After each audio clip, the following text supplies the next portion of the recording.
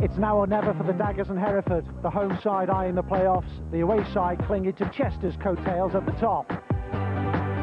Gary Hill's run to the playoff final last season ended with broken dreams and broken hearts. He's been picking up the pieces ever since. Graham Turner's men have been the conference entertainers this season, but recently the swagger's gone and he needs a result, and he needs it quickly. It's must win for both.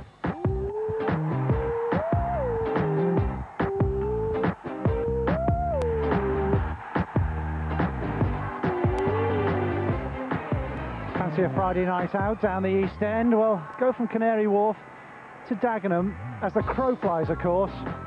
We're coming down the stretch at the top of the nationwide conference. We're at Victoria Road for Dagenham and Redbridge against Hereford United.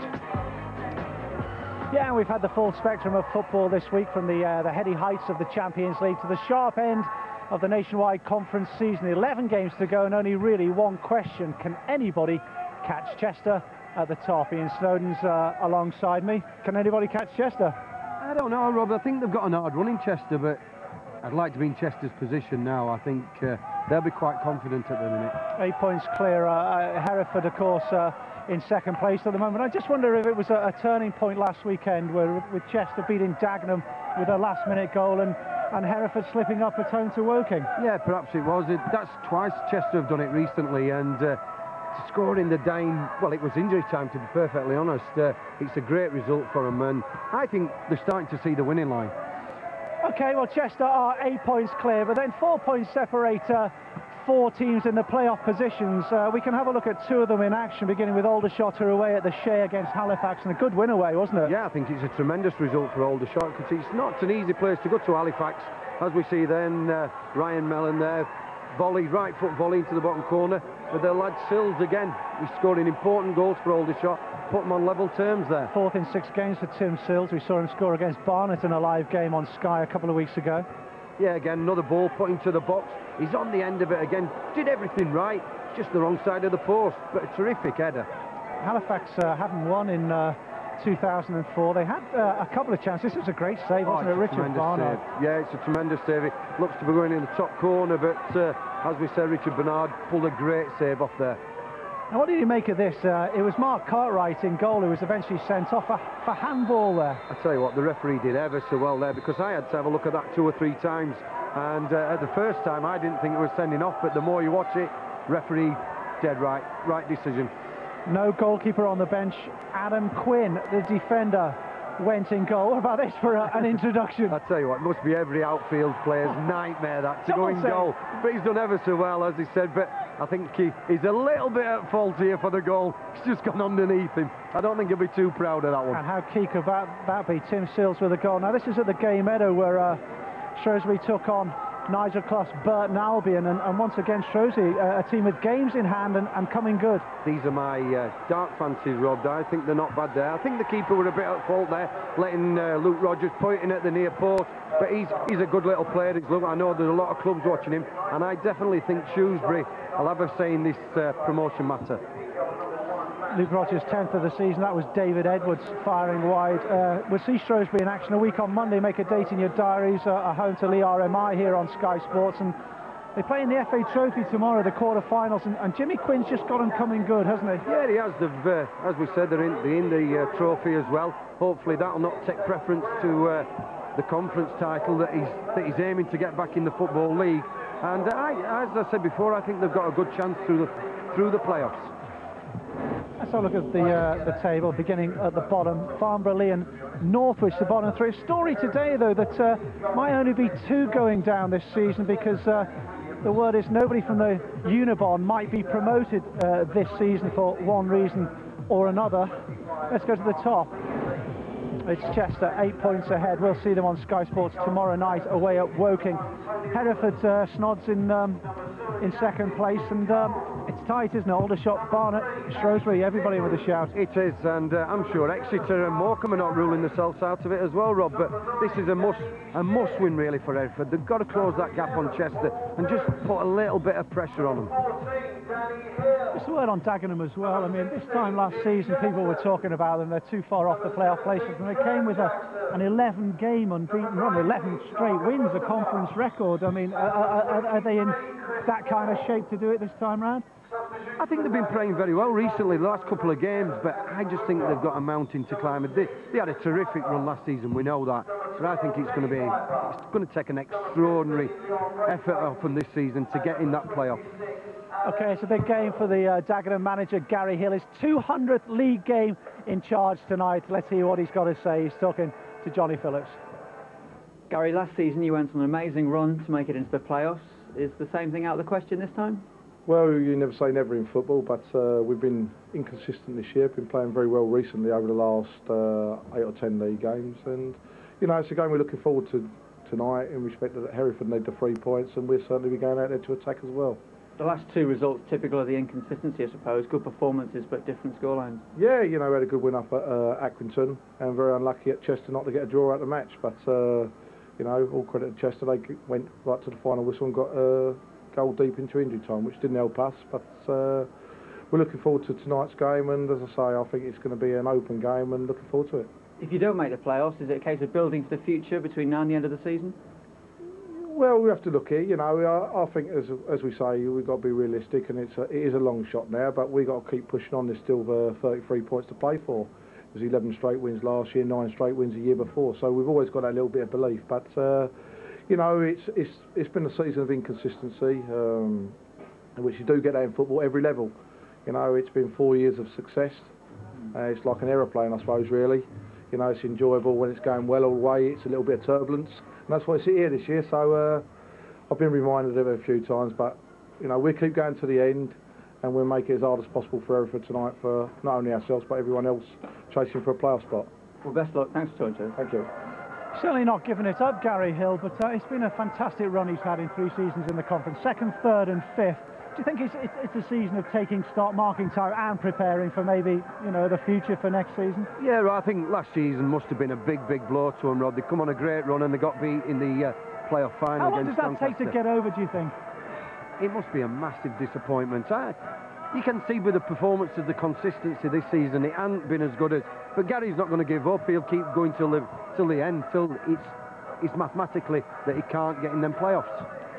OK, the two sides met on Sky Sports, a game that myself and Ian Snowden were at, and it finished 1-1 at Edgar Street, and there's a fellow Ben Smith who's missing tonight. He's now missing till the end of the season. It's a huge loss for Hereford, yeah, he's going to be a big blow, Robbie. He is a good player, good midfield player, who scores plenty of goals as well, but as we've seen, Hereford took the lead, and I thought they were going to go on and win the game comfortably, but second half, Dagenham didn't half come into the game, and with a better side second half, and deserved their equaliser. Dean Beckwith, who was on loan from Gillingham, getting the equaliser there. Let's talk about Hereford, and let's hear from the Hereford manager, not only the manager, chairman as well. Wow, Graham Turner speaking to Johnny. Well, Graham, is first place still up for grabs? Oh, it's got to be. I think Chester won't accept that it's over yet, and you know, if some side has got string a few results together to challenge them. They've got a nice cushion there, but I'm sure that they'll be thinking that there's a lot of football to be played, and they're not home and dry yet.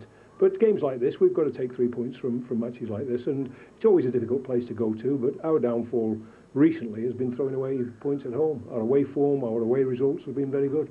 Why do you think that is, that your away form is better than the home form? Well, I don't know. Sometimes you go away from home and sides come onto you a little bit more, and we've got a lot of pace and mobility in the side, and we do break quickly, and perhaps we've had that little bit of joy of finding sides out when they've pushed on and attacked, and we've caught them on the break. I think sometimes it's a confidence thing. We've got to be careful at home now. We've had 2 defeats on the trot, and I think the players are just becoming a little bit anxious about playing at home. We've just got to be careful about that. But so far, we've hardly been out of the top 2 all season. It has been a good season, and we've got to make sure it doesn't peter out now. That worst we've got to do is make a playoff place, and if we can string some wins together, we can yet challenge Chester. This is a very hard place to come and string a win alone together, isn't it? It is. We know all about Dagenham and how difficult it is to come here. They've got some very good players in their side, but so too have we. And we've got a lot of mobility, a lot of sharpness, and that's been in evidence on a number of away occasions where we scored 7 goals. 3 times we scored 5 goals away from home. And if we get our game flowing, we're a match for anybody. Well, best of luck tonight. Thanks, Graham. Thank you. Yeah, they are terrific away from home, and with support like this, they're in with every chance. This is the Mexican branch of the Hereford United Supporters Club, and let me tell you, it is not a night for sombreros.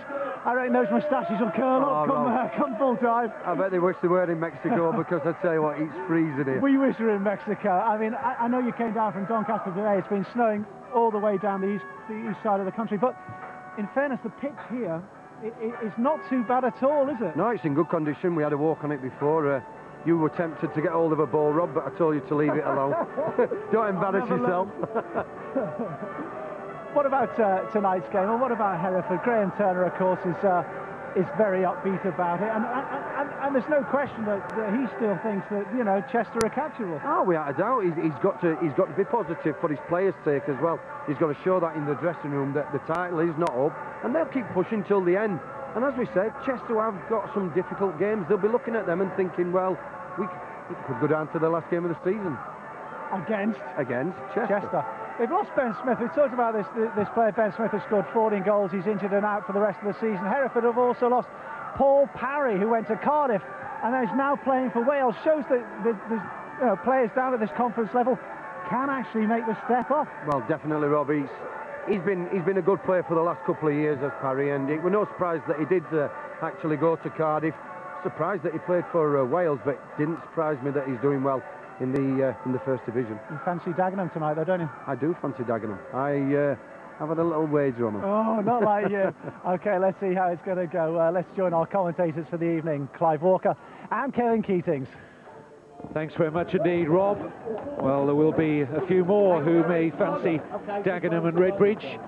Traditionally, over the past few seasons, they have been a difficult nut to crack here at their home stadium, but they have lost 6 times in the league this season, Gary Hill's men, and that's the most home losses since they were last relegated from the conference back in the mid-1990s. But a good game in prospect. It was an excellent match when we featured these two live back at Edgar Street in October, and this is Gary Hill's starting 11, unchanged from the team that lost to a late Darren Stamp goal at Chester City last week. Chris Piper is back from suspension, but must make do with a place on the substitutes bench. Kirk Jackson plays his last game on loan from Yeovil. Dagenham had wanted to sign him and may still do, but Yeovil manager Gary Johnson will recall the striker tomorrow, at least in the short term, as he looks to aid their third division promotion push. Well, it's a 4-4-2 for Gary Hill. Mark Janney, Jimmy Jackson supplying the width, but it's up front, contrasting experience with Kirk Jackson, facts of experience, and the young, inexperienced Chris Moore, who's banging in the goals. Hereford United manager Graham Turner makes 2 changes from the side that started last week's surprise home defeat to Woking. One of them is in force. Simon Travis, recruited from Stevenage, has an ankle injury. Scott Willis is drafted in for a debut, signed this week on loan from Lincoln. Ryan Green's fit again and returns at right wing back. Danny Williams drops to the bench. Well, after playing 4-4-2 for most of the season, manager Graham Turner, leaking 7 goals in the last 3 away games, decides to go with the back 3. Michael Rose and Ryan Green now allowed to push Muckmel further forward, but it's Steve Guinan, good partnership with David Brown up front. Well, here is Chris Moore, 6 goals in 8 conference starts since a free transfer from Ryman Premier Division club Northwood in November. So far, he's not found the step up in non-league a problem. The Hereford hitman has been the much-travelled Steve Guinan, who's amongst the conference leading scorers, 17 goals in 26 league games. Hereford haven't lost any of the 12 league games in which he has scored so far this season. Referee comes from Cambridge. He is Gary Lewis, taking charge of his 9th conference game of the season. It's very cold, but the pitch isn't as hard as one might suspect given the low temperatures. It's flat, it's got plenty of grass on it, and is conducive to hopefully a good football match tonight. A little bit of wind around, and it will be Dagenham and Redbridge to get the match underway. As as Gary Hill said in the pre-match interview, he hasn't given up any final hopes of pushing into the playoffs, but they're really going to need to go on the sort of run they produced last season. 11 straight wins. At this stage last season, they were midway through that terrific run, which eventually, of course, took them all the way to the promotion final. But surely it's a bridge too far for them this time round. But the playoffs, at the very least, are on the minds of Hereford United. They won't give up the chase on Chester, that's for sure. This is Ryan Green, forward by Bruce, collected here by Moore, who immediately shows his confidence running at that Hereford defence. Away by the Hereford skipper, Tony James.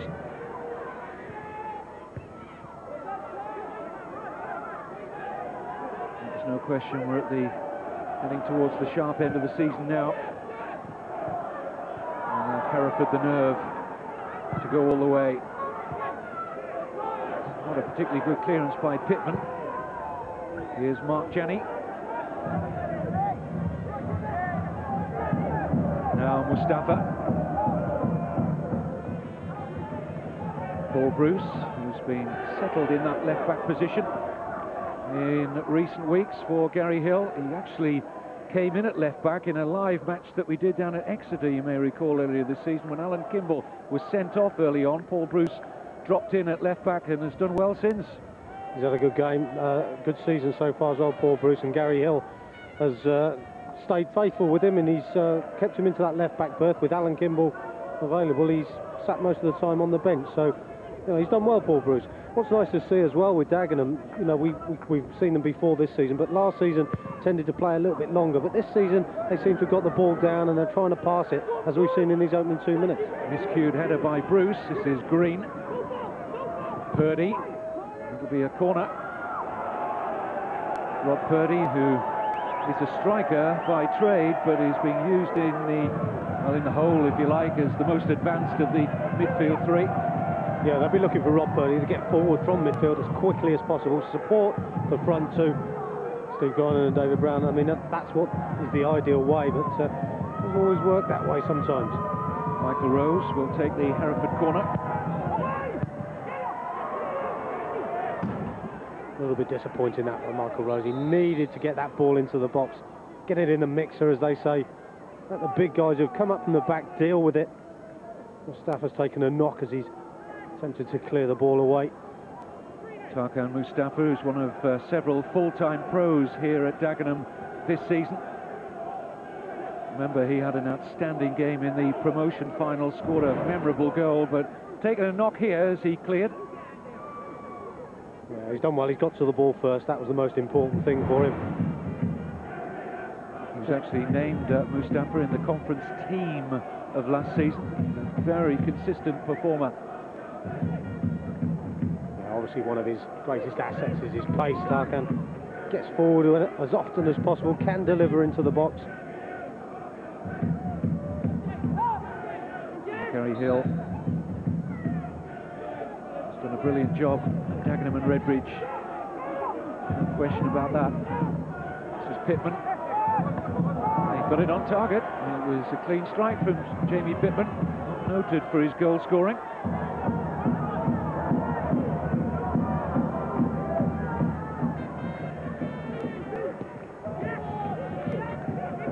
Guinan.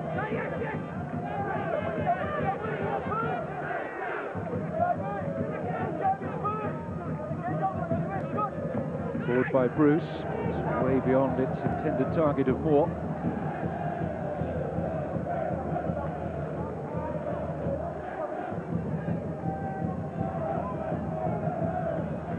Hereford have scored an amazing 18 goals in their last 5 away matches. Graham Turner was saying in that pre-match interview, on one occasion they scored 7 at Forest Green, 3 times on the road they've scored 5 goals. They are the conference top scorers, 71 in 31 games.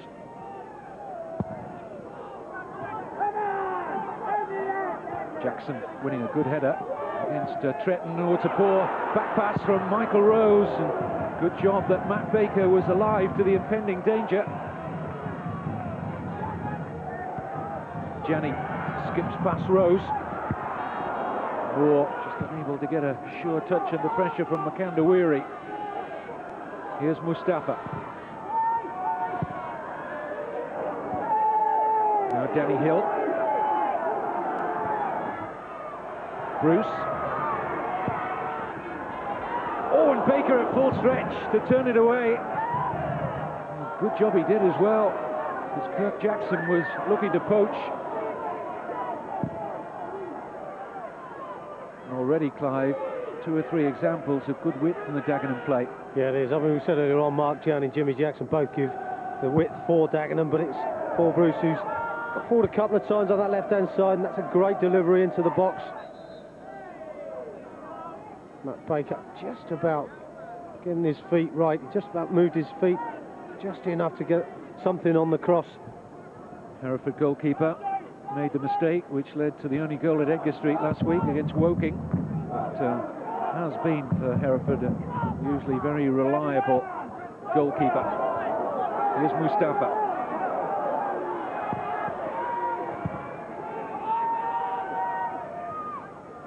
Rose.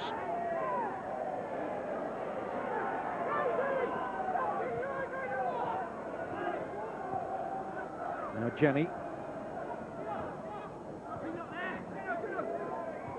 Good start from Dagenham, forward by Cole. Tretton could take no chances with Kirk Jackson bearing down on him. I just feel that sort of ball that Tim Cole's put in there, he's put a decent ball into the box. He just felt it into the penalty area. Many times before, maybe slightly criticising Dagenham for just lumping it into the box, but that's a nice felt ball into the area for the centre forwards to run onto.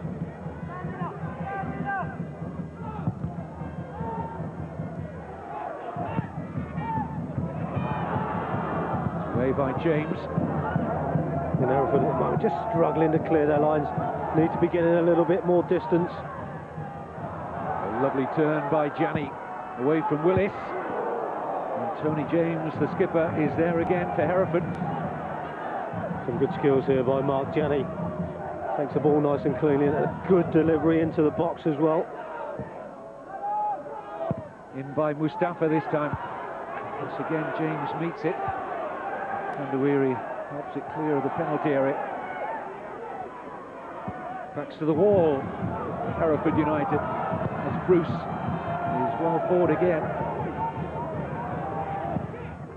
Disappointing cross this time by Bruce. Needed to be a lot flatter than it was.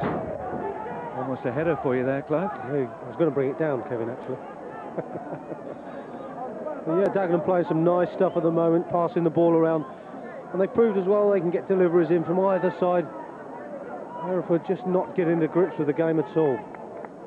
Well, he's not given up any hope of catching Chester City. The gap is 8 points. It's really opened up in a pivotal last couple of weeks when Graham Turner's side has lost the last 2 home games against Burton Albion and Woking. And that's allowed Chester to get away from them, at least for now.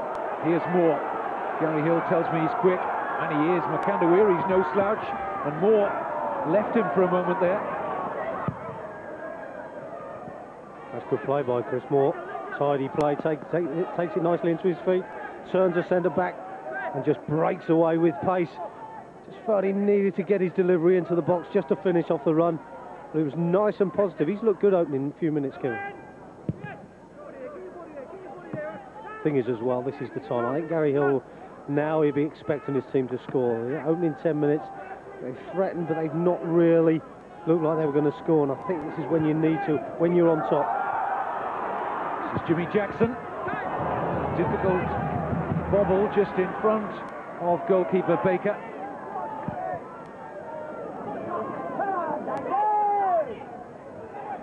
Well, we've seen it time and again in the past that Dagenham and Redbridge are a match for anyone on their day, and Jackson, he's got his shot on target.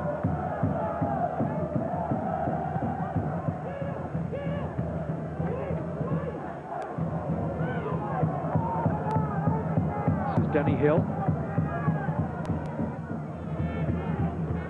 From Moore. Hill again. Moving the ball around quite sweetly here, Dagenham. Mustafa. Jani's free to his right. Takes the more central route, Tarkan Mustafa, and eventually runs into traffic. Once again, Tony James was there again, and he's made 3 or 4 telling interceptions already in the opening 10 minutes. At the moment though, Kevin, Hereford are just struggling with this formation. I know they've played it a couple of times already this season, but just for me at the moment, they're just struggling.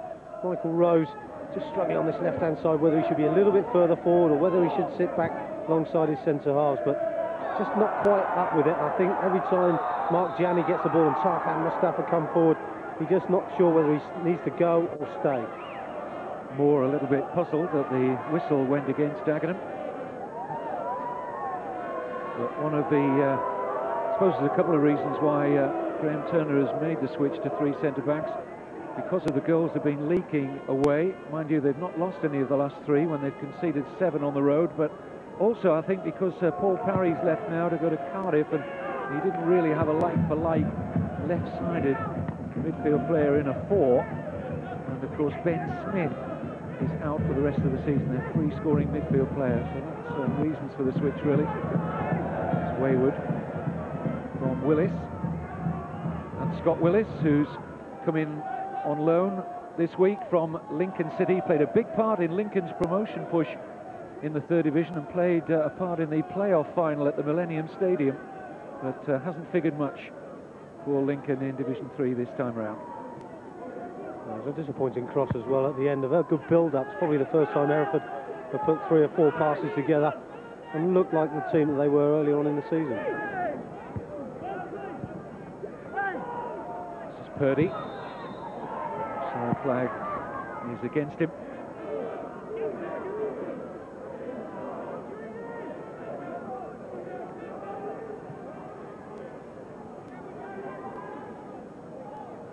Certainly Dagenham and Redbridge are taking the better form into tonight's match. They've won 3 of their last 5, and there have been notable victories as well. 5-0 against Shrewsbury here, 4-2 win away at Barnet, another of the promotion hopefuls, and a fine win at Accrington. That's never an easy place to go and get 3 points. As for Hereford, just 1 win in 5.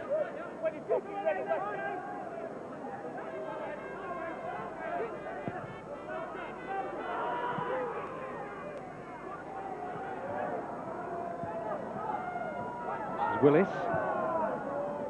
Bags of room here for Ryan Green.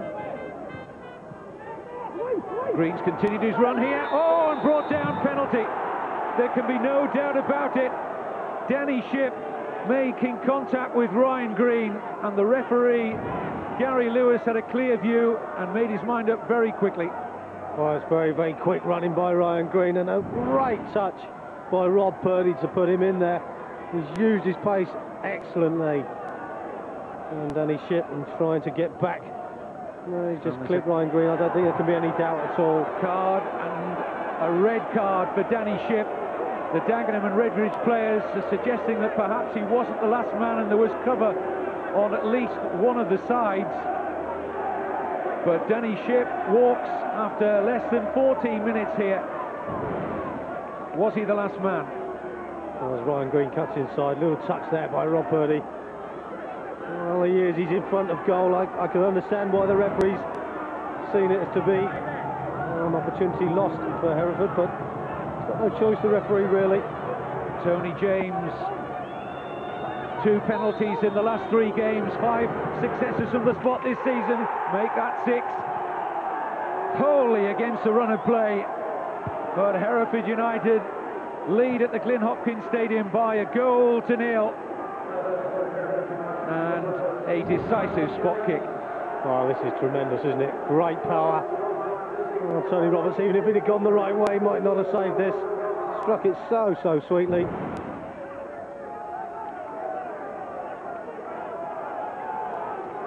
Well, what a setback from what had been otherwise, Clive, a tremendous start from Dagenham. Yeah, they passed the ball really well. The thing is though, Kevin, how many times recently have we seen 10 men do all extraordinary things and not be expected? It can happen in the Premier League, it can happen here. Here's Guinan.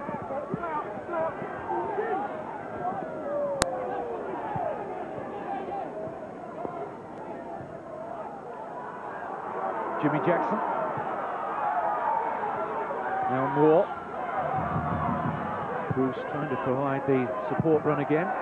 Safety first. It's on its way to Canary Wharf by Matt Baker.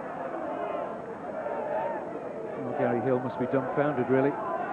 He could have easily had a goal in that excellent start. Now they're one down. Well, he must have also wondered where his two centre-backs went to. Big hole there that Danny Shipp had filled.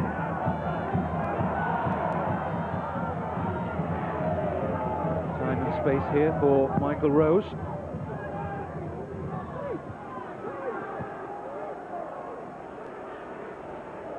Bruce. That's what it's important for Dagenham now. When it does go forward, when it gets into those front two, they must hold on to it as best they can. It's going to be hard enough work for the 10 men to play and get back into this game. And the centre forwards must hold on to the ball.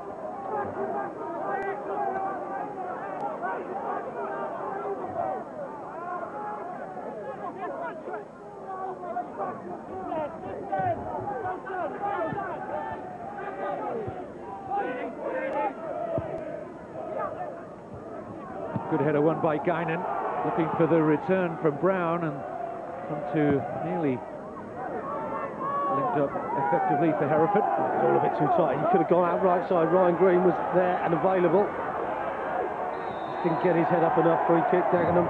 Held up well by Kirk Jackson, who drew the foul out of James. That's what I'm saying. That's what he's got to do, Kirk Jackson. He's done that so well. Players all round him, very, very strong.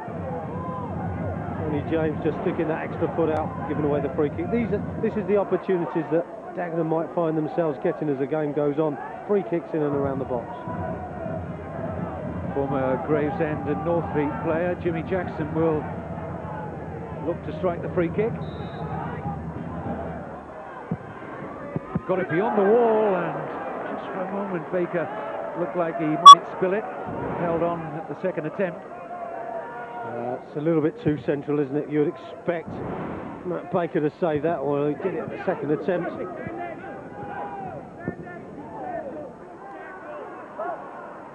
This is Willis.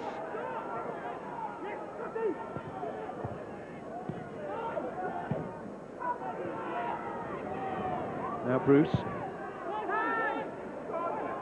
Nobody positioned down that side for Dagenham.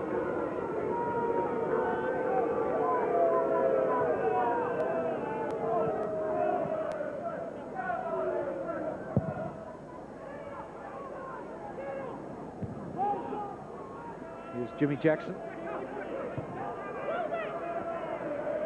More under heavy pressure, but illegal pressure, says referee Gary Lewis, by Makandawiri.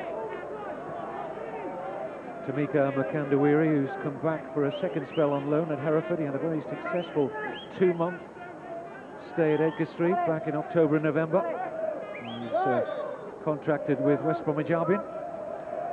And Mark Janney is coming off. Now, he's not injured. This is purely tactical. I think from Gary Hill. It started the game very effectively, Mark Janney offering genuine width down the right-hand side. But Chris Piper, who has got good legs, and I think this is the key point here, perhaps, in Gary Hill's thinking, that Piper will get around the field well for him here. I would think so, and I think he's going to go central midfielder, I think, Chris Piper. He can get up and down the pitch a lot quicker, but more central. Perhaps he feels he doesn't need the width now with Mark Janney. Perhaps he feels he's going to go more centrally, straight at the heart of the Hereford defence.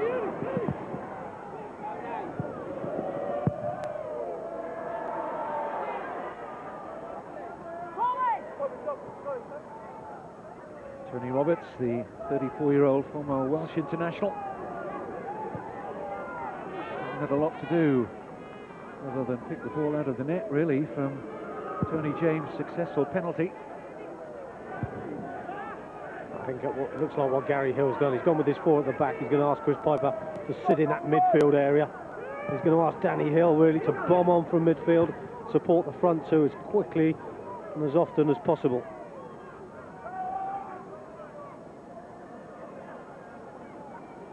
Hill just still trying to get a message out how he wants his side to play. Chris Piper is passing on a message or two.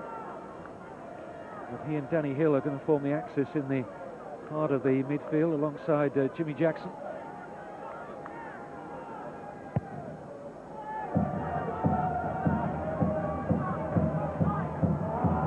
Here's Brown.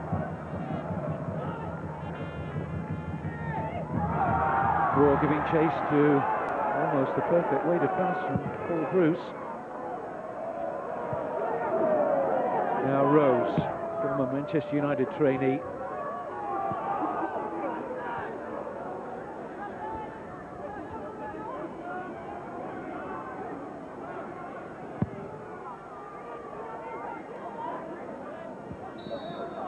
Foul by Tretton, leaning down on Kirk Jackson. He's done well here, Kirk Jackson. He just felt for him just to see if he was there. Tretton stood his ground and just accepted the challenge. Gets his side another free kick, and again, Hereford really don't need to be doing this. Free kick by Hill. No great purchase on Ashley Vickers' header.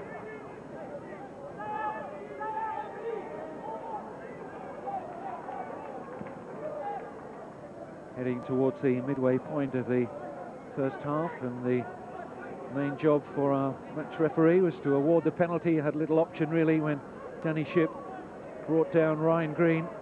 It was a comfortable decision really for Gary Lewis.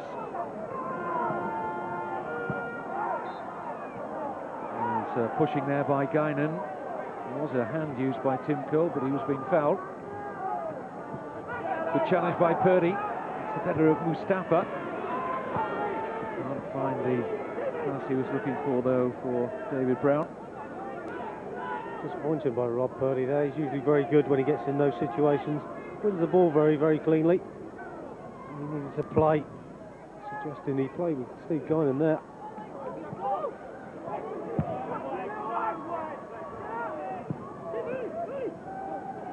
Only once on 18 occasions this season when they've scored first in the conference have Hereford failed to win. So once they get the nose in front, they tend to see out the job.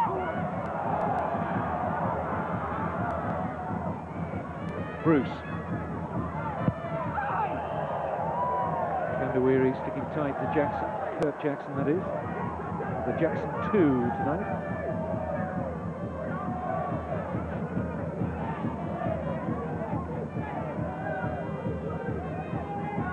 No great movement here for Bruce. Eventually Moore obliges.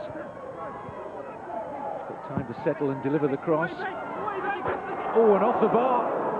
It was a misjudgment. And there is a swirling wind around the stadium, and it almost caught out Matt Baker. Guinan. Brown, it's a good first-time layoff. Purdy, back to Guinan. Brilliant from Hereford. Oh, and a vital touch from Tony Roberts. That's a big save from the experienced Dagenham and Redbridge goalkeeper, but what a move, Clive. Fantastic play, wasn't it? Great to see. One-touch football, out to Purdy on the left, first-time ball across. There's Guinan. You'd expect him to score, the goal scorer that he is. But a wonderful save by Tony Roberts. Perfect little cameo there of how dangerous Hereford are on the counter-attack. It's away by Mustafa. May open up now for Dagenham. Jimmy Jackson with a promising forward run here. Hill. Both sides showing some quality out here. Bruce. It's a corner. That was a nice little counter-attack by Dagenham. Just felt the ball forward a little bit earlier on in the move. Could have gone a bit further forward for players to run onto, but they stuck at it. Dagenham passed the ball about nicely and eventually earned themselves a corner. Big guys are up. Tim Cole, Ashley Vickers.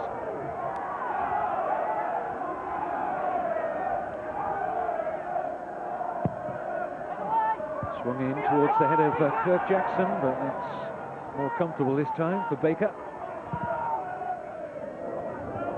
Using the wind, the Hereford goalkeeper to seek out the run of Brown. certainly a good weapon. They've got the wind in their favour in this first half. Hereford. Yeah, he strikes the ball nice and cleanly, Matt Baker. Hits it on the half volley. Gets good distance.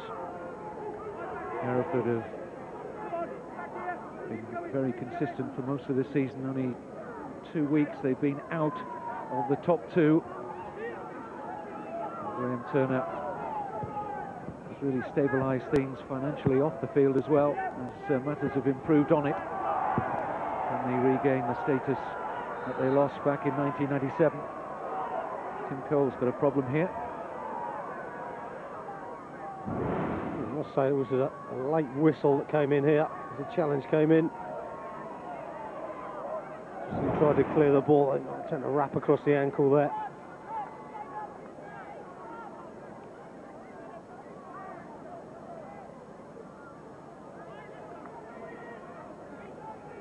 Well, he's one of the hard men of the conference. It'll take a lot more to keep him out of it.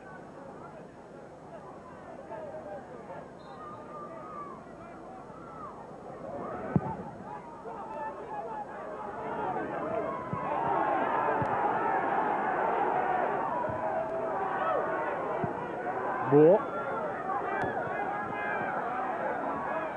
Loses out to Makandawiri.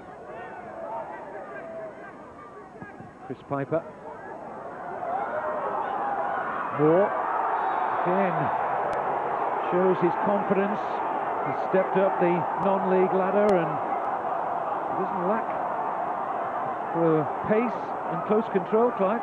No, he doesn't. He's really impressed me in this opening first 25, 26 minutes. Very direct, very positive. Again, he's created another opportunity for Dagenham. Makandawiri receiving the yellow card. A few moments earlier, though, see the crowd there when a challenge came in on Chris Moore. Significant yellow card as well, because that's his 5th caution of the season, and he will miss the home game against Accrington. Tamika Makandawiri.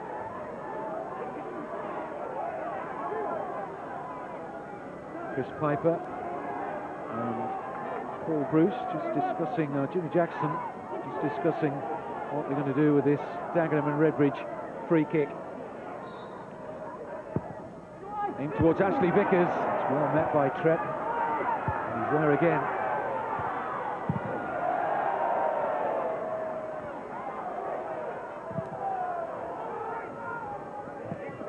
Here's Purdy. That's all he could do to help it into the path of Tim Cole. Now Danny Hill.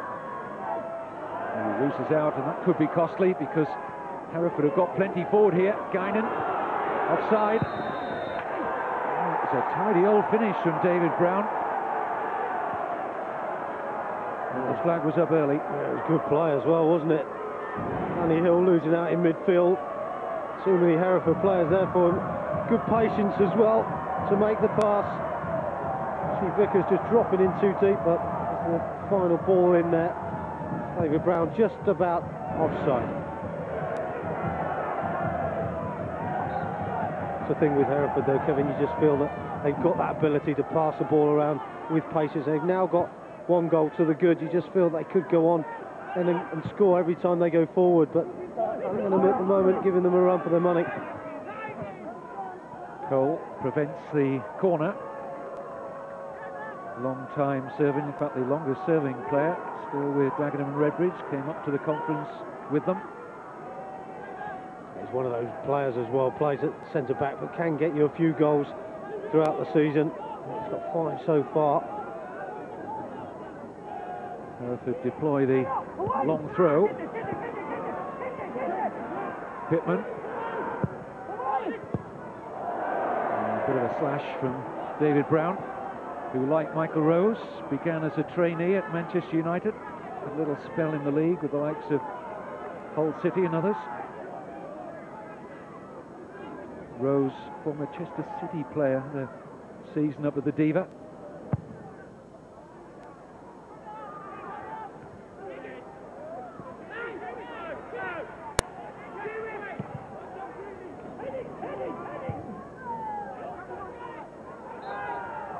Use of a hand there by Willis. Well, we've got more live conference football for you tomorrow. Sky Sports 1. It's Glenn Cockles Woking against Mark Wright's Chester City from 5:30. An important match. The league leaders against the promotion hopefuls. Mark Wright and his Chester players, ensconced in their hotel, will be watching on tonight with interest, hoping that Dagenham will do them a favour. But they're down to 10 and they're a goal down. It's like rubbing salt into gaping wounds when Ship went. The penalty was scored. It's good defending by Tretton. Excellent cross.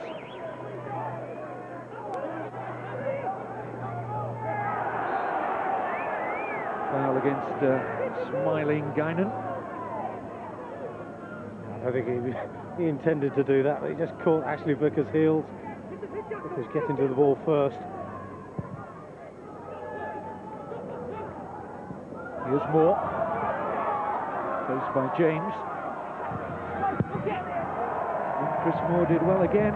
He's forced the corner. Going to say, in a tight area, though, I'm surprised Tony James gave him that space on his stronger left foot as well to deliver across.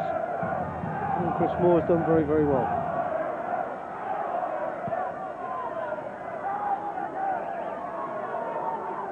Tim Cole, Ashley Vickers in the mix again, awaiting Chris Piper's corner.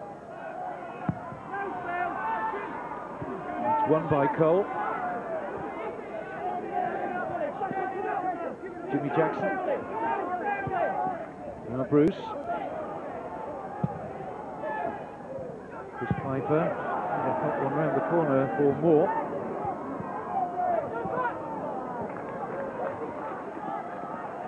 Some desperate defending by Dagenham there. They could have left themselves wide open. Maybe Brown up there on his own. Unmarked. Flicks off the head of Ashley Vickers, and Tony Roberts has given that one up. It'll be a Hereford United corner. That's the sort of ball in that Hereford play quite a lot. That left to right and right to left diagonal ball. Especially when Michael Rose gets further forward, and Ryan Green as well, used as wing backs. A little bit higher up the park, I think those diagonals in. Very, very good delivery. Hereford too have got centre-backs forward. Tretton's in there and Makandawiri. Rose's corner, driven in. And the referee spotted some pushing in there. Decision in favour of Dagenham and Redbridge. Well, let's have another look at the major decision, Clive, of the first half. Only one decision to make for referee Gary Lewis. Absolutely, Ryan Green getting there first. Well, what a good strike that was. Tony James from the penalty spot. 6 goals for the skipper, all of them from the spot this season.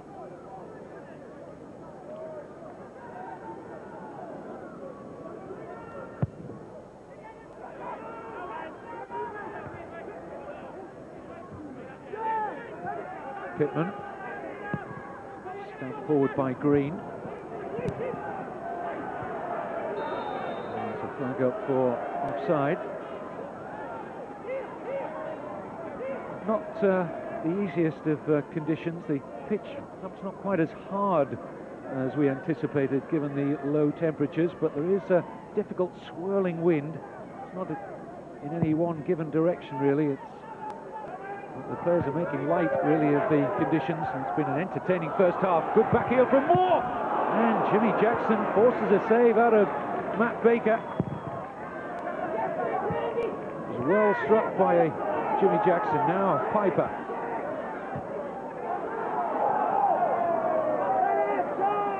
Something about our cameras in Dagenham and Redbridge, it usually brings the best out of them. And when they've got a fight on their hands, they'll stand up and be counted. You can be assured of that.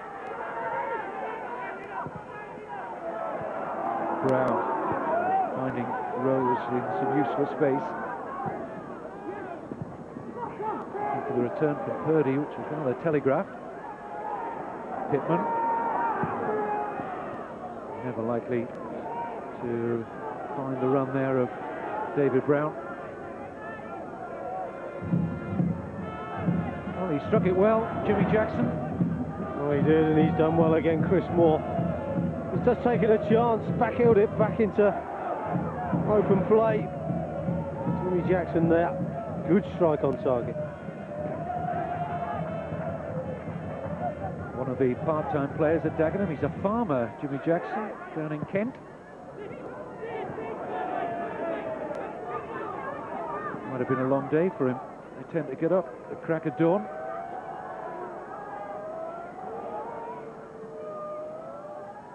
Almost found a way beyond Baker. It's not a bad ratio, is it? Well, the way he struck the last shot, Kevin, I'm not surprised. I mean, he strikes it lovely and sweetly, all left foot.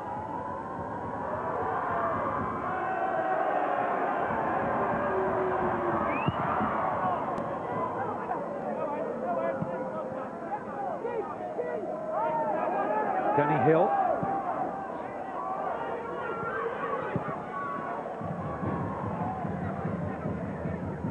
Ryan Green back in the Hereford side, missed the last 2 games.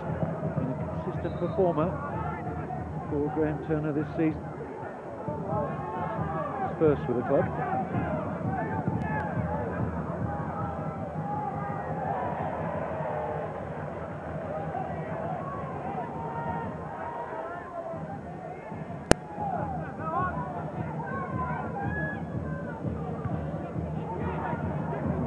Late to this game, and looking at the score at the top of your screen, it's 2nd against 11th. You would think that Hereford had been on top.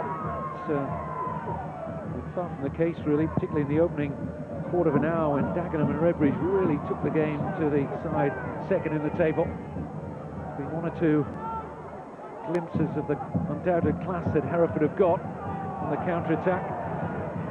Goal coming from the penalty spot, but it might be another for them here. This is David Brown. Gets away from Ashley Vickers, looking for the room for the shot, and finds the corner. It's 2-0, and David Brown, all his own work really, and now they have a cushion. Well, that's a good run by David Brown, in behind Ashley Vickers. Good slide rule pass.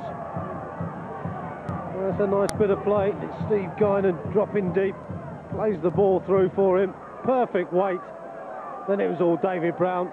Ashley Vickers dives in. I just thought he'd lost the opportunity as players arrived in the box, but he just took his time and picked his spot. Any blame on the goalkeeper beating at his near post, Clark? Well, I don't think so, no. I don't think you can blame him there. It's a difficult one. He's only about 8 yards out. He's got all the goal to aim at, David Brown. Tony Robinson's got to cover the whole 8 yards. It's very, very difficult. No, I can't really blame him for that. Sometimes goalkeepers are blamed a lot for near post shots, but I think that's more when they're further out, perhaps on an angle, but when it's that close, he's got a lot to cover. We said about Hereford, when they get that space, the ability to pass, sometimes their passing one touch is a delight to watch. They run off the ball so well. Pittman trying to force her way through.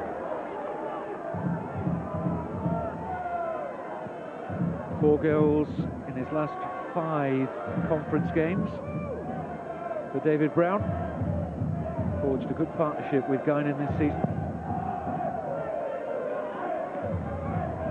Kirk Jackson's header on. Chris Moore. A little unlucky not to have the accurate return there. The idea was right. Yeah, he showed good awareness, Chris Moore. Lovely touch on Brown. Oh, and another marginal offside, this time against Rob Purdy. He's not sure. Lovely touch from Brown. Just caressed it, didn't he? Well, you can see him there. All right, looks very, very tight. Looks like Paul Bruce there on the left-hand side. Well, we'll have to give the linesman the benefit of the doubt there.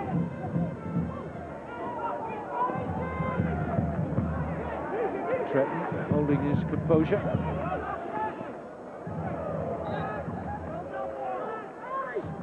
really has worked hard for the cause in the first 40 minutes. Chris Moore certainly hasn't looked out of place in this company. Always difficult when you make that step up, but he's obviously showed tonight in 45 minutes, well, 40 minutes. He's got the ability to step it up. I'd like to see a little bit more of him.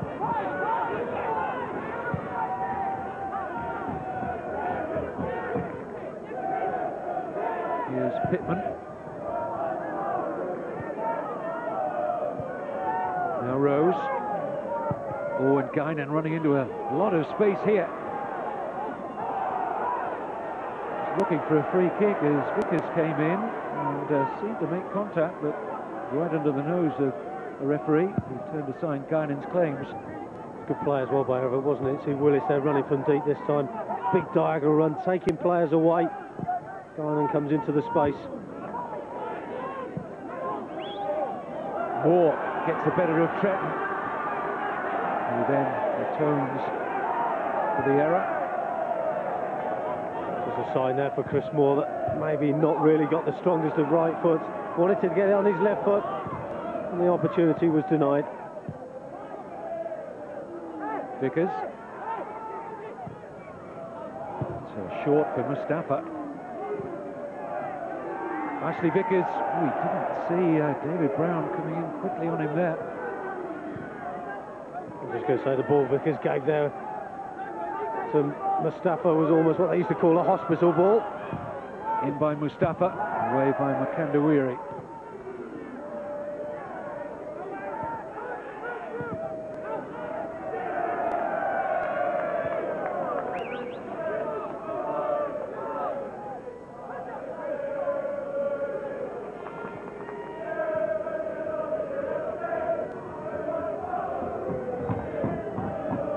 Tony James in the penalty spot, and David Brown has Hereford in a strong position, just shy of half-time, looking to narrow the gap on leaders Chester City to 5 points.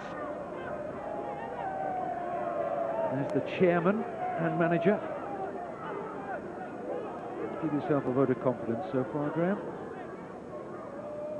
Job well done so far, but they've certainly been under a fair bit of pressure in this first half. It's a foul on Kirk Jackson. Well, you don't feel though really as Dagenham have done too much wrong. They tried to push forward with the 10 men. They tried to create, and they really just, the ball hasn't dropped for them in front of goal. And Hereford have hit them with what we know they've got, plenty of pace. Free kick in by Paul Bruce. Another poor clearance initially by Pittman. Here's Bruce again. Foul by Willis. Certainly within range for a strike at Muck Baker's goal here. Jackson has been taking most of the free kicks. Takes this one quickly. And it's Danny Hill. Baker read that well. Strong hands.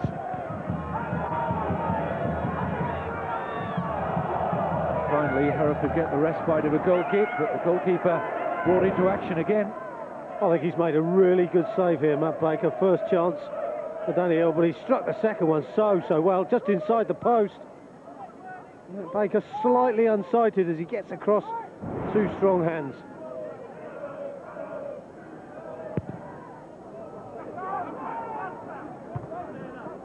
Chris Piper, now Hill.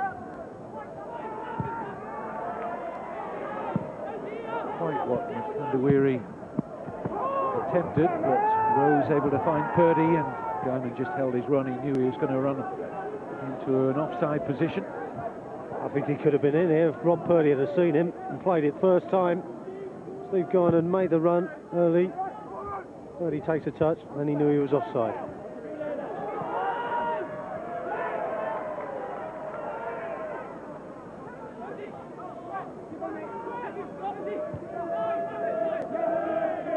Tretton. Willis. Now Makandawiri. Minimum of 2 minutes stoppage time. at the end of a highly entertaining first half. Willis.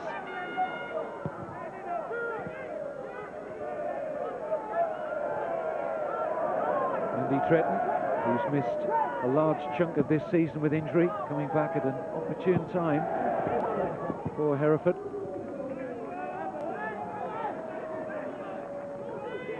Rose. Away by Cole, only as far as Willis. Ryan Green. Now Brown. Useful ball in, and it's 3! Really well taken by Steve Guinan. And that is why he's been scoring so many goals in the conference this season. A real poacher's goal. There's a good ball in as well by Ryan Green. As it comes out to David Brown, he just felt it across the edge of the 6-yard box. Tony Roberts, it's a good ball as well. Tony Roberts has got no chance. Steve Guinan very, very sharp, very quick to react. And that's a good tidy finish.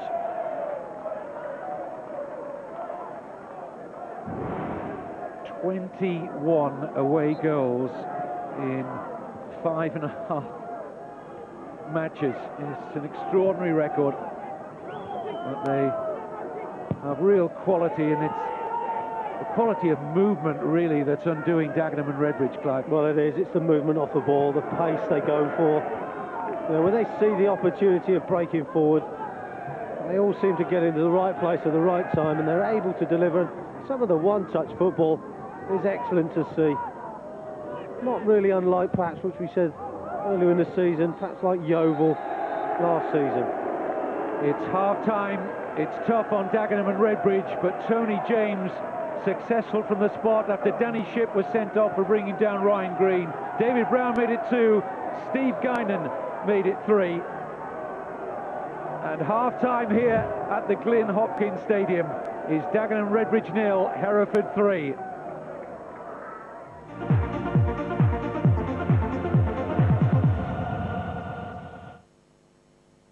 On February 29th, an English manager will finally win a trophy for the first time in 8 years. But will it be a foreign star? The little Brazilian? Okocha? Or Mendieta to make the dream come true? Sam Allardyce and Steve McLaren head-to-head at the Millennium Stadium. The Carling Cup Final, in association with Bet365, Sunday at 1, live, Sky Sports 1.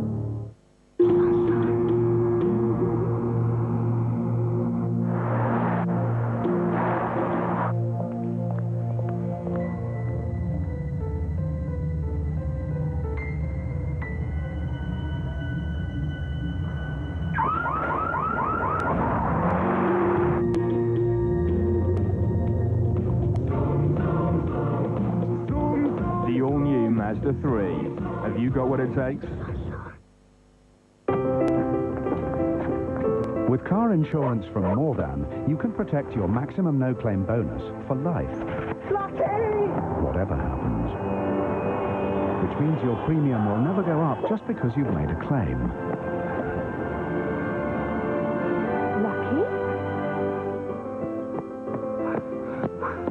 That's more than lucky. To protect your no-claim bonus for life, don't accept less than Mordan. Call 0800 300 202. Starting this Saturday and next week, The Sun is giving away a fantastic PC game every day. That's 5 brilliant games absolutely free and no tokens to collect. Just get down to Blockbuster.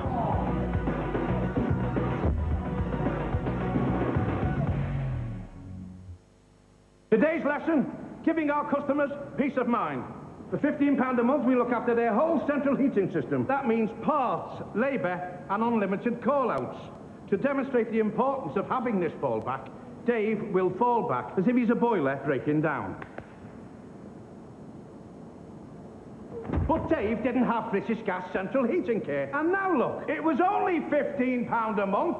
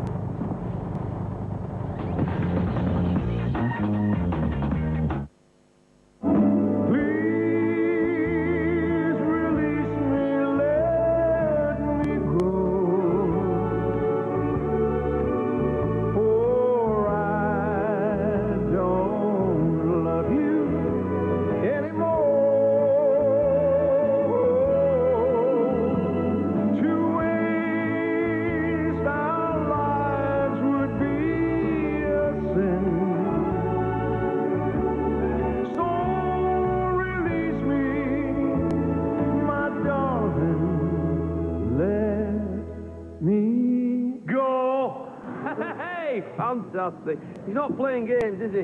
What time's bingo, Mum? Carry on. Now take the ride on DVD. Our horse is too small, our jockey is too big, and I'm too dumb to know the difference. The uplifting true story of hope and courage. Tobey Maguire, Jeff Bridges, Chris Cooper. Don't stop, boy. Don't ever stop. Nominated for 7 Academy Awards, including Best Picture. Seabiscuit on DVD and video. I was thinking about the future of credit cards when... Cosmic? Halifax have just launched their futuristic One Card. It offers 0% for a whole 9 months on both balance transfers and new purchases. Plus, you get cash back. And with a spectacular 9.9% typical APR, the Halifax One credit card is out of this world. You don't have to be a rocket scientist to work that out. But you do to fly this. Now, what happens if I press who gives you extra? We do.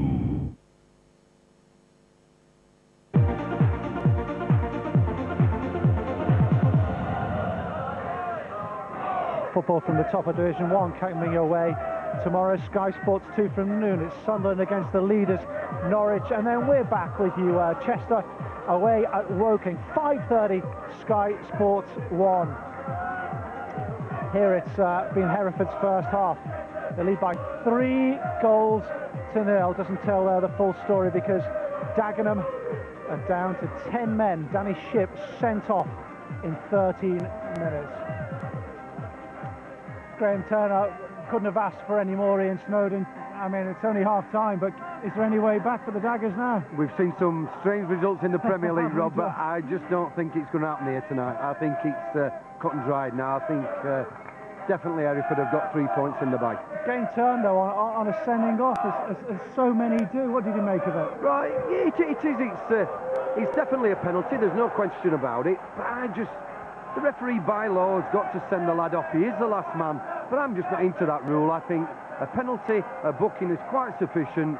And as we see, it's resulted in a 1-0 lead for Hereford. Well struck penalty by Tony James. Tony James with his 6 goals from 6 penalties this season. I think a lot of people say, you know, the penalty is and a yellow card is punishment enough. Yeah, definitely. He spoiled the game for my liking. Now Hereford are 3-0 up. They'll go and win it comfortably. But yeah, by law he's got to go. But not for me, Rob.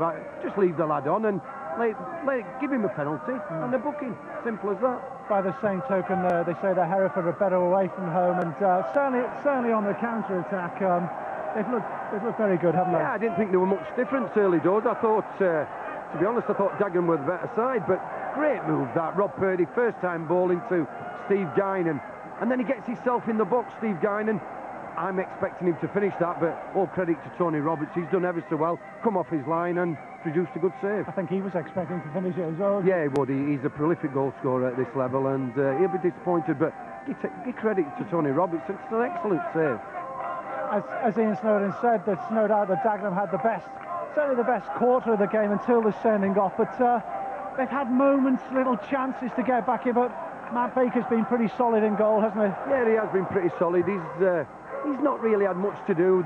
As you said, they've had 1 or 2 little incidents, little back heel there, strike on target. It's a comfortable save, really. But yeah, Dagenham, I just feel sorry that they went down to 10 men so early in the game. I mean, the fans have travelled, a good home following here. The fans we've seen from Hereford just to our left. It spoils the game, doesn't it? Yeah, it does. I've no doubt Hereford won't be saying that. Their supporters, they'll be delighted that they really. But it does spoil the spectacle of the game. Yeah. By the same token, Hereford weren't standing around, and they went 2-0 up through David Brown, and all his own work, really. Well, Steve Guinan again, come off deep, as Clive said in commentary, and he's played a lovely ball, but Brown's made a great run beyond that Dagenham back 4, done ever so well, turned Ashley Vickers inside out, and then produced a left shot into the bottom corner. Keeper, you question the keeper, could he have done better, but as you say, I think Clive mentioned it, it's a big area to it, Brown's there, and I think it's a good goal. I don't think the keeper had much chance, to be quite Maybe a question against the goalkeeper. A question against the defending. Should Simcoe maybe come and close them down a little quicker? Yeah, once he's turned Ashley Vickers inside the box, I just felt that the next Dagenham player should have got or tried to get a block on, but just stood off him 5 or 10 yards and allowed him to shoot. Steve Garner's been dropping deep. He's been difficult to pick up, but he was in the right place in the box for 3-0, wasn't he? Yeah, it was a lovely little ball through there. He's made a run, as all good strikers do, across the front of the defender and just nicked it over the keeper to put Hereford in a comfortable position now. 22nd of the season, his 18th goal in the league as well, and you'd have to say 3-0 and Dagenham down to 10 men. That it could be curtains even at half-time. A question maybe of how Hereford will go on and take on this second half. 3-0 ahead, the Sombreros. Well, they're happy. We're back next.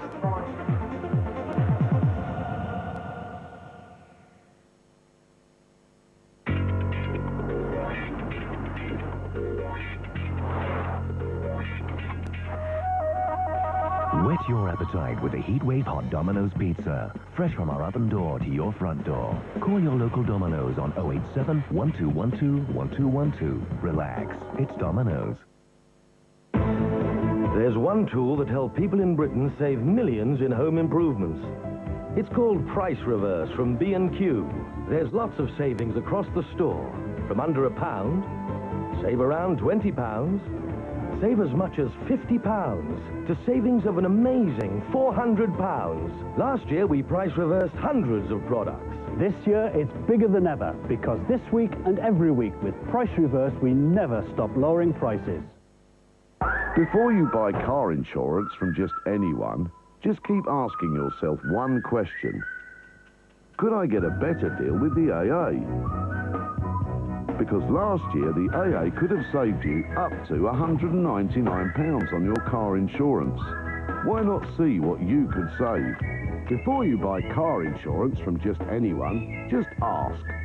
Call 0800 294 7777 or buy online.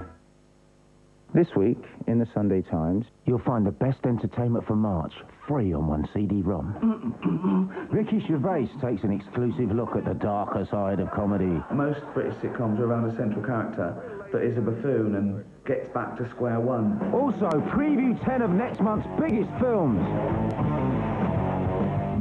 And here's samples of 90 tracks from March's biggest albums.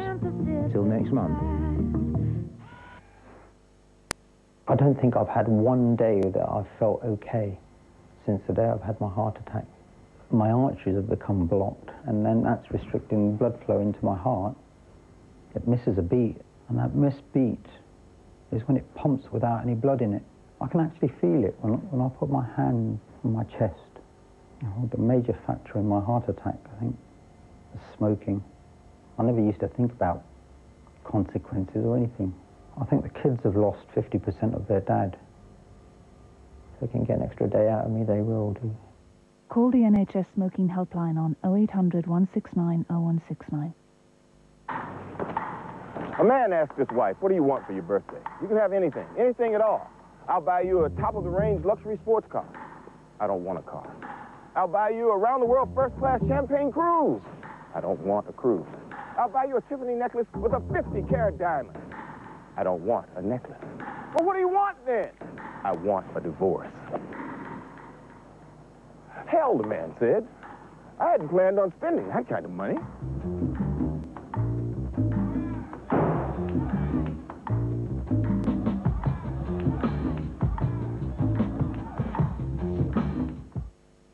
B&Q Price Reverse continues to save you money right across the store. 7.5 litres of Dulux Magic White is Price Reverse to just $14.98. This locking laminate is now under £4.50 a square metre. That's under £10 a pack. Price Reverse. We never stop lowering prices.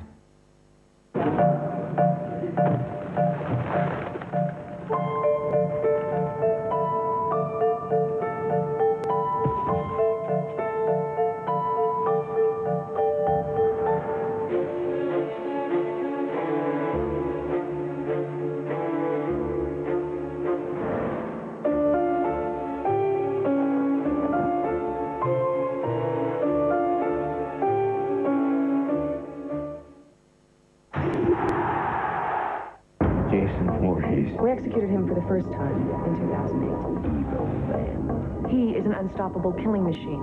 Now. What are we doing to find this guy? And forever. Don't take your eyes off him. In the future. What the hell's going on here? Friday the 13th is still a date to fear. Jason X, tonight, 9:45 on Sky Movies.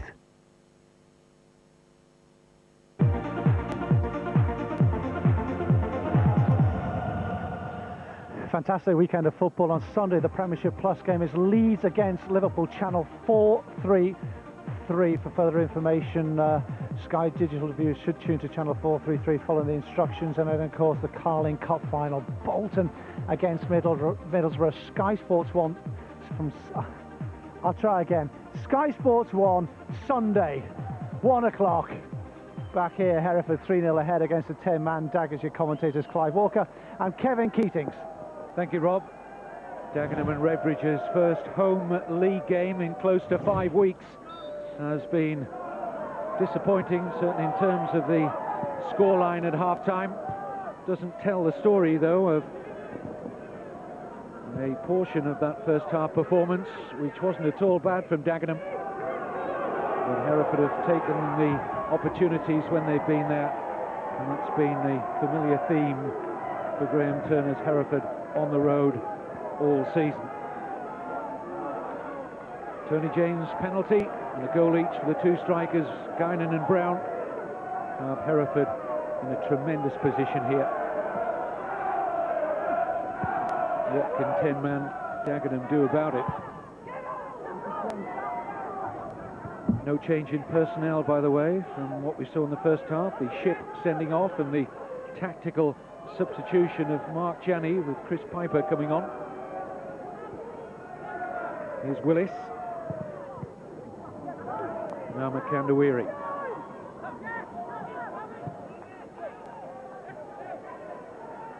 Danny Hill. Jimmy Jackson. And Bruce. Still Paul Bruce. Real width in the Dagenham attack. Chris Moore trying to find a direct route down the middle. Brown. Good change of pace there from Guinan. And the free kick is given. And Ashley Vickers just gets a quiet word from Gary Lewis. Whether he's going to deem it worthy enough to bring out the book. He is. Yeah, I think it's got to be a yellow card.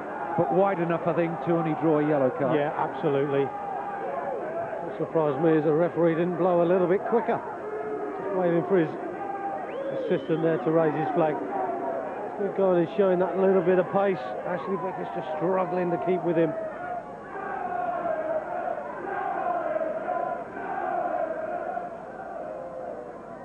I'll pick up with you, Clive, very shortly what the lads were talking about at half-time, and that sending off of Danny Ship, which brought the red card. Meantime, though, Hereford looking for a fourth, and they get it through Guinan. Once again, Johnny on the spot, Steve Guinan. And to the delight of the Hereford fans behind that goal, they cannot stop scoring. 41 goals away from home this season. Guinan gets his second of the night. Well, it's all about the pace of the ball. It's a good ball in.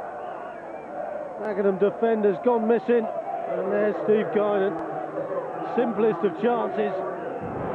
He'll be pleased with that. One of the easier goals he'll score this season. But it's all about the delivery. Lots and lots of pace. Graham Turner be more than happy. Opening few minutes really stops any sort of way that Dagenham might come back into this game. Opening stages of this second period.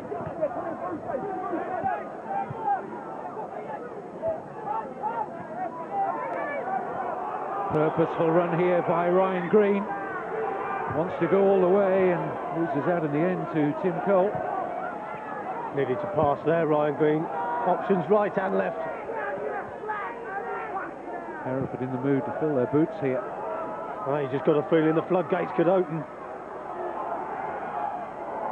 Michael Rose appeals for handball against Mustafa. Go unheard. I'm not too sure if this isn't very, very close. Mustafa had his hand up as the ball hit his... Oh, must have hit his chest. Linesman had a good view. Well, Gary Hill shaking his head in abject disappointment with what he's seeing out here. He got the benefit. Tarkan Mustafa. Oh, the shot we had there wasn't quite conclusive. We've got to give the linesman his due. He was bang in line with it.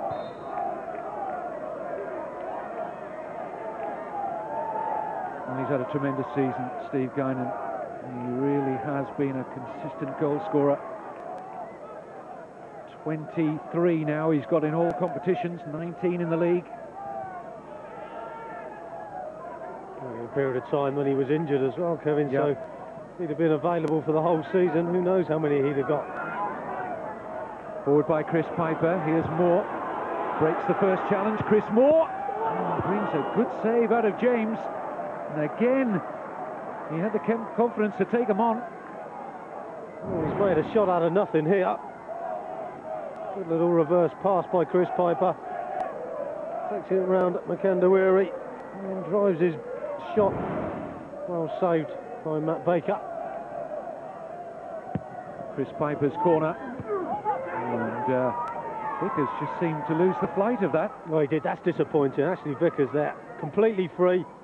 Took his eye off the ball, I think, as the flight came in and got underneath it. There we see, just got underneath the ball. More concerned with the defender. Clive, after the match, Gary Hill, I'm sure, will say that the match turned on the sending off of Danny Shipp. Where do you stand on the situation? I mean, it's the letter of the law. The referee has made that decision that they must send players off when they are the last defender and they make the foul. But where do you stand on it? Well, I mean, it's disappointing because it did change the way the game went as a contest. Yeah, come Hereford again, but that's a weak finish this time by David Brown. But unfortunately, the referee really, for me, has no choice. The rules are made, and he has to stick with them. He's got no decision to make. We'll have an assessor here watching him. If he doesn't send the player off, then he's going to lose marks over. He's got no choice. You know, it's not a difficult decision for the referee to make. Unfortunately, as a contest, it sort of ruined the game. But as I say, I agree with Snods that he's got no choice. He's got to send it. But it is a shame because the penalty is a bad enough punishment, and the booking as well. Well, Dagenham looking for a goal now, and they should have had it. Kirk Jackson. He's so good in the air normally, and he won't believe he's missed that. Great ball in from Mustafa. Good little break, wasn't it? Mustafa finds himself with a little bit of space. Oh, Kirk Jackson's just really not got the head on that. It's almost come off his shoulder. He'll be disappointed with that header. He'd probably love to have scored, albeit it looks like they're on a loser. But he'd love to have scored before his loan period ends. Guinan. Now Purdy. And offside against Hereford. Got some very interesting stats considering the scoreline we've got. Let's look at that, Clive. That's amazing, isn't it? And to be fair to Dagenham as well, in those opening 15 minutes, played some good, tidy football. Got some good crosses in from either wing. And as we see there, the attempts as well. Dagenham are going to make a substitution imminently. Lenny Piper, the older of the Piper brothers, is preparing to come on.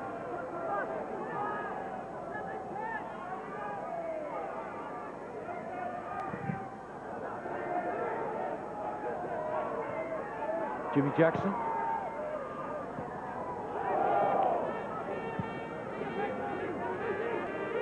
Now Rose.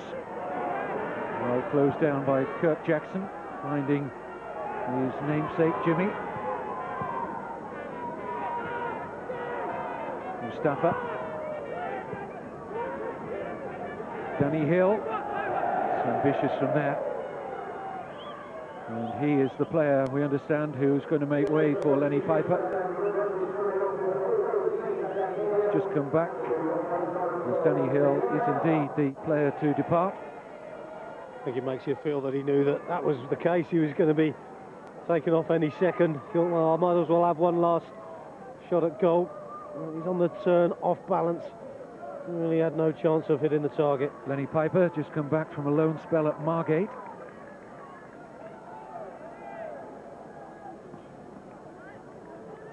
So 2 Pipers, 2 Jacksons out there now for Dagenham. The Jacksons aren't brothers, the Pipers are. Just a straight swap as well. Danny Hill, Lenny Piper, just slot into that midfield berth. A little bit more legs. Can get forward, can score goals as well. Lenny Piper. Jimmy Jackson pushes aside the challenge of Purdy and shot blocked by James. At the expense of a Dagenham corner. Good strength as well by Jimmy Jackson there. Shrugs off Purdy. Sees the goal open up. Slight chance for him. Goes with it with his strong left foot. Lenny Piper's corner. What a great delivery this is by Lenny Piper. Great ball in.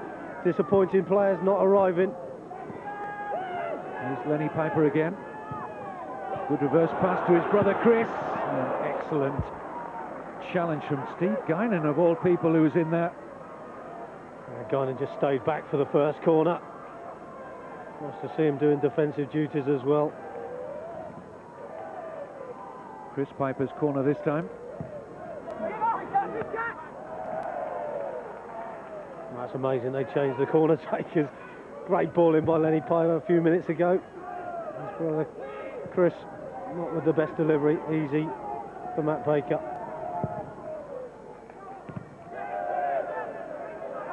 Hereford have lost on all 3 visits to Dagenham, but they're going to put an end to that run of defeats surely tonight.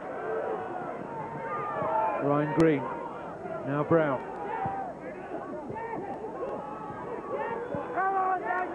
Brown again, supported by Willis. He's got through a lot of good work for Hereford tonight. Brown gets away from a struggling Ashley Vickers. Just doesn't seem to be moving freely, the big centre-back. I think it's a movement from Hereford more than Ashley Vickers. Davy Brown there, sending him the wrong way, and just use his pace to get him behind. Disappointing cross though by David Brown. 3 players in that 6-yard area for him to feed the ball into. Well, they're 4-0 up Hereford, but they've sent forward both Tretton and McAndawiri for Rose's corner.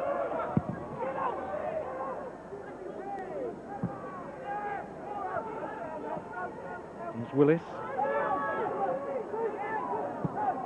Hereford, who knows, may still be thinking it might come down to goal difference at the end of the season. Still a lot of football to be played in this conference campaign, but certainly the championship is for Chester City to lose. And don't forget, we've got their game at Woking Kingfield Stadium tomorrow from 5:30, Sky Sports 1 for more live conference football as we take the season all the way through to the playoffs and the promotion final, which once again this season is at Stoke City's Britannia Stadium. A cracking final last year between Dagenham and Redbridge and Doncaster Rovers. And how well Doncaster and indeed Yeovil have done in the 3rd Division this season. Once again underlining the strength of this Conference League now. Wheel up and under by Cole.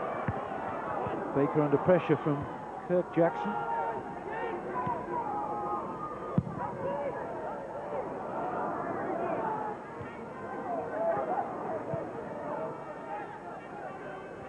There's been some talk that there's a possibility of 18 of the conference clubs being full-time next season. There are 15 at the moment.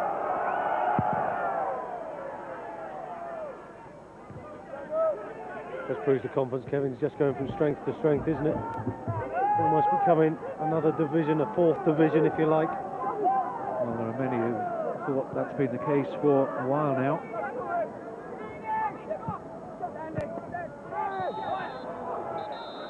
That was unnecessary, really. No, it's got to be a yellow card. There's no reason for the referee. Cole. Yeah, no reason the referee not to give him a yellow card for this. stopped the play when Hereford were going forward. Ball into feet, Cole coming from behind. There's actually a break on there for Hereford again, players running forward. Just felt the next ball was going to go in where Tim Cole had come from. So it has to be a yellow card. Tim Cole works at the local meat market and was raw meat about that challenge. Uncompromising defender.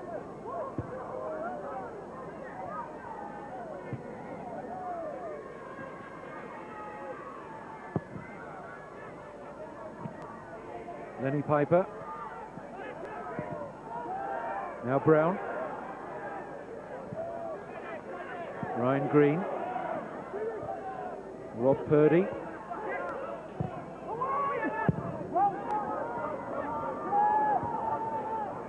Rose. A deflection off Ashley Vickers. Chase on here between Green and Bruce. Throw goes to Dagenham. We've reached the hour mark.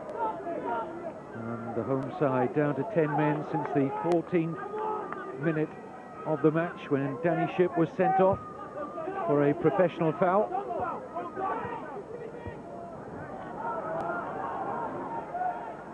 Tretton.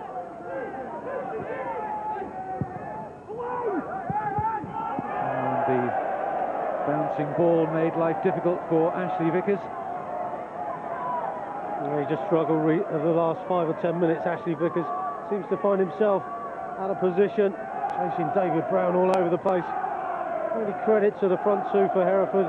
Steve Guinan and David Brown continued working really, really hard. Hungry for goals, the pair of them. Yeah, they're an impressive partnership, there's no question about that. Interesting corner from Purdy, finding the run of Rose. Now Willis. And you consider that Hereford have lost a lot of goals in the absence of Ben Smith and Paul Parry. They've made light of that pair's lack of activity at the moment. Paul Parry's left to join Cardiff, and Smith out injured, and Ryan Green not very happy with the challenge. Oh, this has got to be another yellow card for Paul Bruce this time. Ryan Green first to the ball. Paul Bruce committed. Always, you just feel he was going for the ball, but just mistimed. That's 3 of the Dagenham back 4 now on a yellow card with more than a quarter of the game still to go.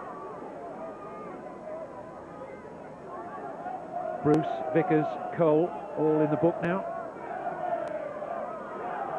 Treading on thin ice, and the last thing they need is to lose another player. In by Purdy. Moore will do well to prevent the corner. And he did so. Once again, Hereford looking to use the long throw. Good as a corner. It broke off the head of Guinan. No problems for Tony Roberts. Just had one real save of note to make, but 4 goals have gone past him.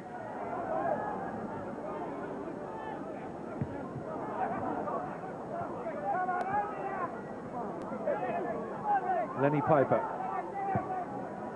Tarkan Mustafa.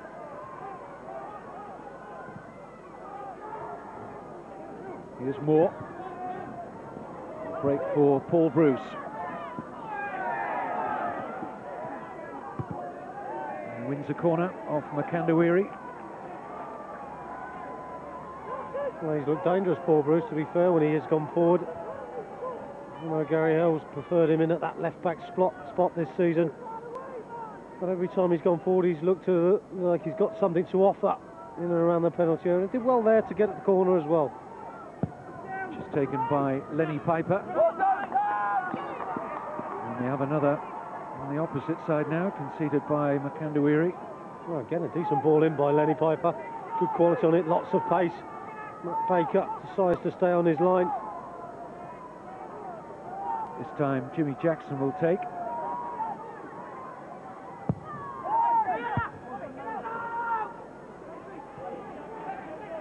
Willis. Good pace shown by Mustafa.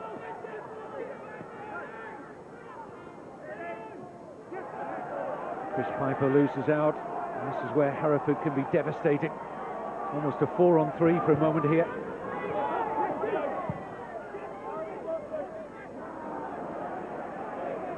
Lenny Piper gets it back off Cole.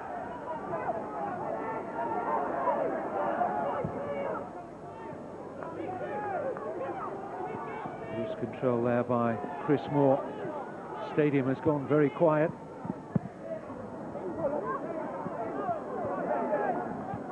Dagenham fans wondering whether their players can at least deliver one goal for them tonight. And their approach to this match is certainly deserving of at least one goal.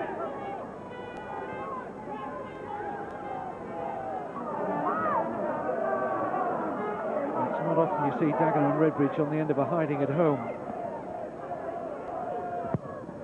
Good cross from Bruce. Header out from Tretton. Nice to see a little handshake at the end. And two little terriers, aren't they? Well, that was a high boot by Chris Piper. Not quite making contact, thankfully. Nice reaction, I thought, from Jamie Pittman, though. He took all the sting out of the situation. Never used to happen like that in my day, Kevin. No, they were all angry men in your day.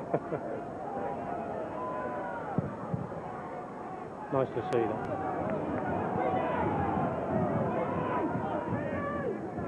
Here's Green. No flag against Guinan. Just getting away from Cole for a moment, and Tim Cole, what an important foot in there to deny Guinan further progress.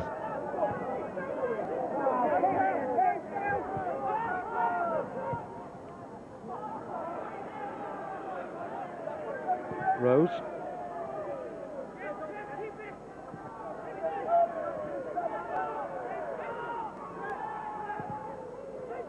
Kandawiri.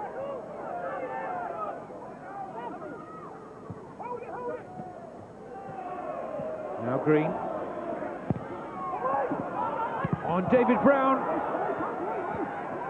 Technique let him down. He must have had visions of hitting the net there, David Brown. It was a tremendous cross from Ryan Green. It was a great ball in. I think he's gone for the worldie here.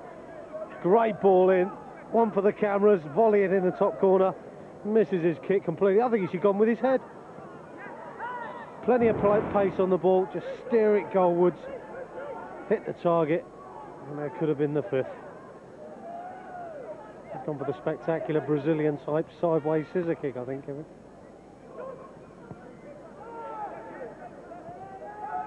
The yellow kit was the only similarity. Green.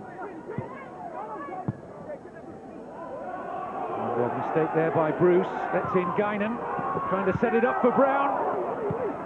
And, Tony Roberts came out to make a good stop in the end.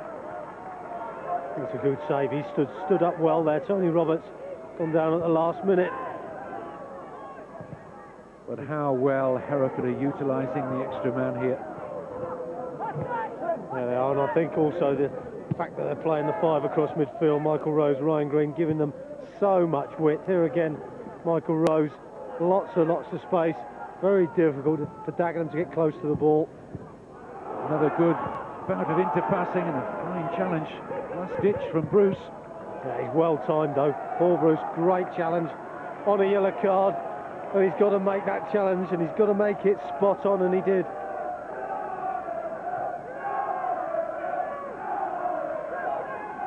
Once again, Hereford look for the long throw, met by the head of Vickers. A bit of time here for Lenny Piper. Do you know, we've got the prospect this season of Hereford scoring 100 league goals and not getting promoted. That would be quite a story, wouldn't it? Well, they're going in the right direction. Yeah. At the very least, they're going to make the playoffs. Can they count on a slip up from Mark Wright's Chester City? It's no easy game for them at Woking tomorrow. Woking in good form, winners themselves at Hereford last week. Glenn Cockerell and his Woking players have the playoffs in their sights now. Here's Moore. Don't forget to see that game live on Sky Sports tomorrow. It's a corner for Dagenham. And they're still willing. Good play again by Chris Moore, just put it through the legs of Makandawiri. Gets the other side, uses his pace and wins the corner. Well, behind on the score that matters, but ahead on the corner count. Lenny Piper can get hold of it as he'd have wished.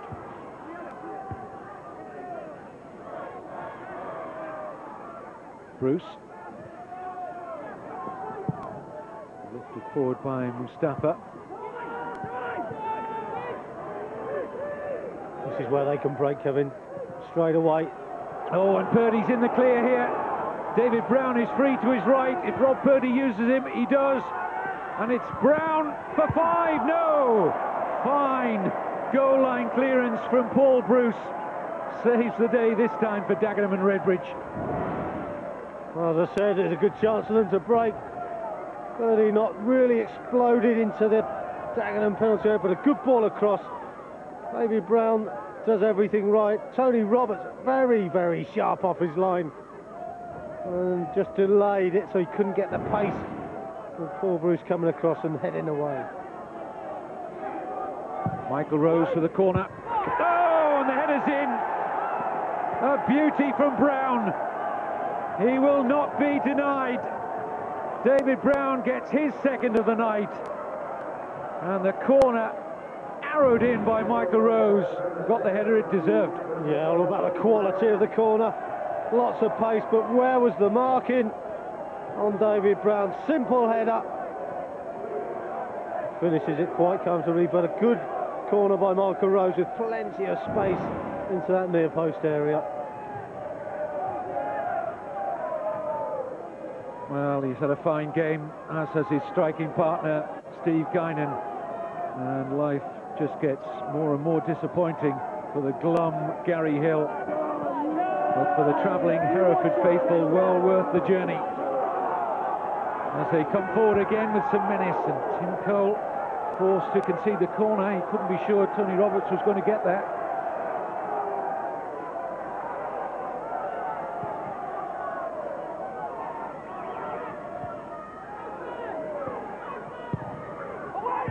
Away by the head of Chris Piper.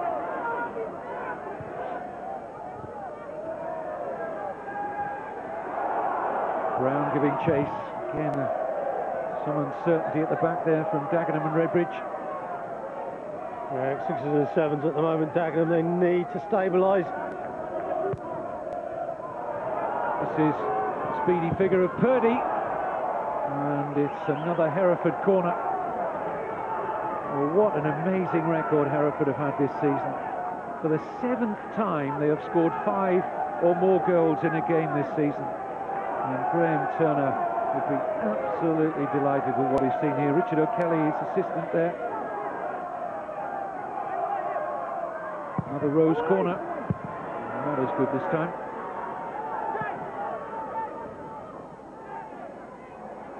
But a good reply from the surprise home defeat to Woking. They lost their last 2 home games, Hereford. And exactly what their manager would have asked for and what he's got. Hereford switch now. Danny Williams, who's been a regular for most of this season, comes on. And Scott Willis, his debut ends after close on 73 minutes. And a pretty good debut too. Yeah, he's done very, very well. He just slips into that Hereford side mould, hasn't he? That mould of player, midfield player, quick feet, gets around the park. Good passer of the ball.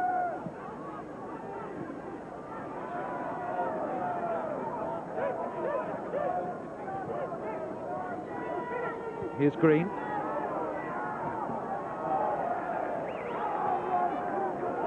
Now Rose. Purdy was almost in there and away with difficulty by Vickers. Cole was there too.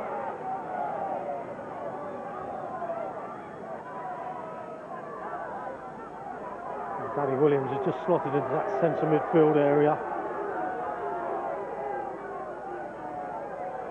Can play wide on the right as well. These long throws are as good as a corner. Popped away by Jimmy Jackson.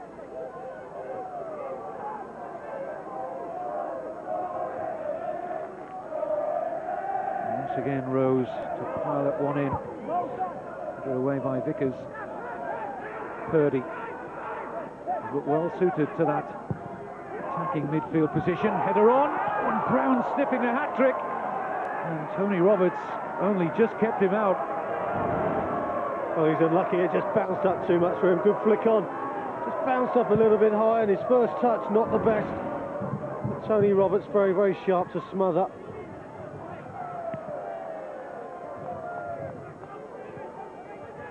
Mustafa.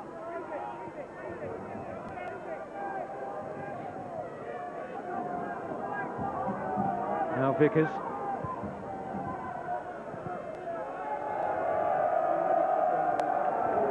More live conference football for you tomorrow from the Kingfield Stadium.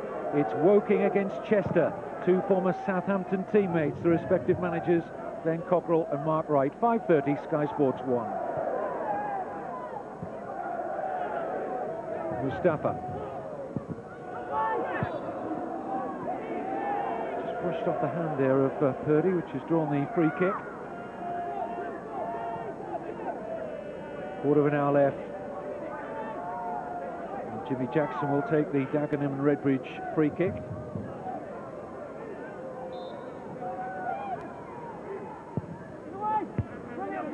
Away by Pittman.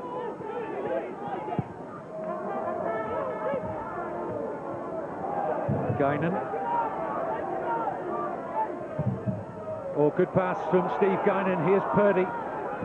Finding a lot of room here, Hereford. Danny Williams goes to the top corner. Oh, brilliant.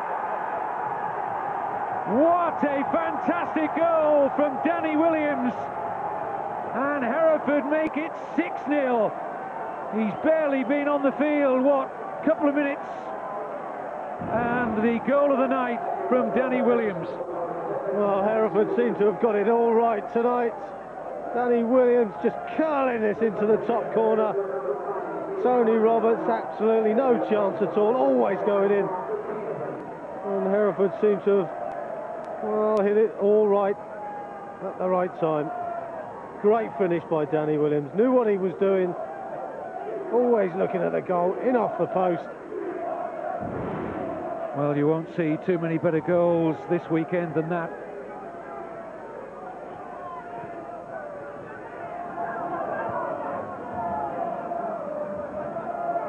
Here's Green. Now Pittman. Hereford United are making the switch, incidentally. Steve Guinan has gone off. And Mark Beasley has come on in his place. Makandawiri.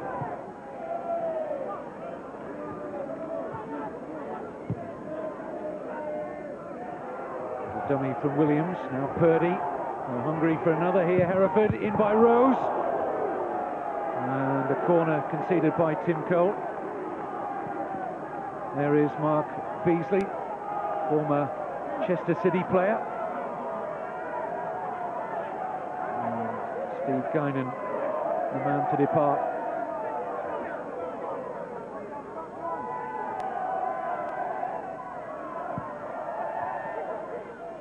Williams. Purdy. Well, I know they've been aided by the extra man, but they have still looked a class act here, Hereford United. And work for Roberts. Heavy pressure. No room for a shot for Beasley.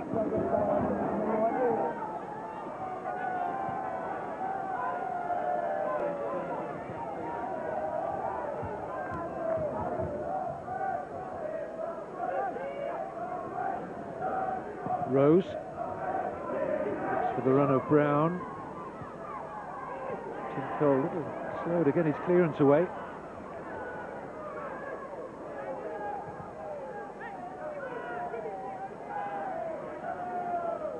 Well, Graham Turner's admitted that his side had played better away from home than at Edgar Street, where they're under more pressure.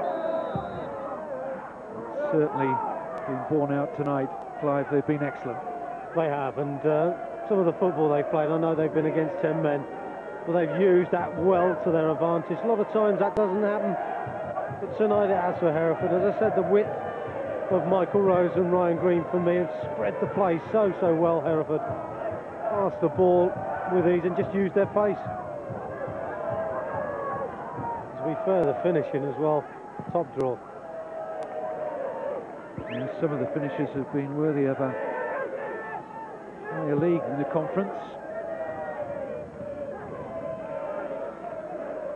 Rose, Brown, once again his movement excellent, looking for the runner, Beasley! Oh, whisker away. Slick again from Hereford. That's good play, isn't it? Delightful little ball into the path of Mark Beasley. And again, you know, the pace of the ball into the penalty area, it just leaves it there for him to turn and shoot. Couldn't quite find the corner. Graham Turner will make another switch. And Jamie Pittman is coming off. And he will be replaced by Dean Craven, former Shrewsbury Town player. Been mostly a substitute this season. Nice time to come on when your side is 6-0 up.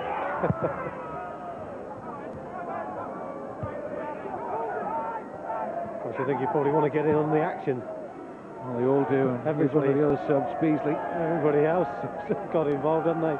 Well, they've just all slotted in, all the substitutions, look comfortable with the positions they've dropped into, and kept the way that Hereford have kept playing their football.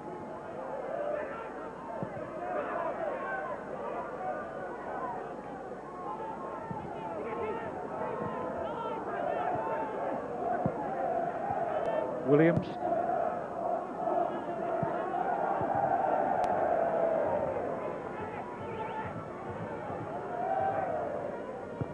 Well, who would have thought, after an excellent opening quarter of an hour to the match from Dagenham and Redbridge, who really took the game to Hereford and forcing them to defend diligently, really, to keep the score at 0-0. 2 or 3 chances opened up by the home side, but now on the end of a 6-0 deficit.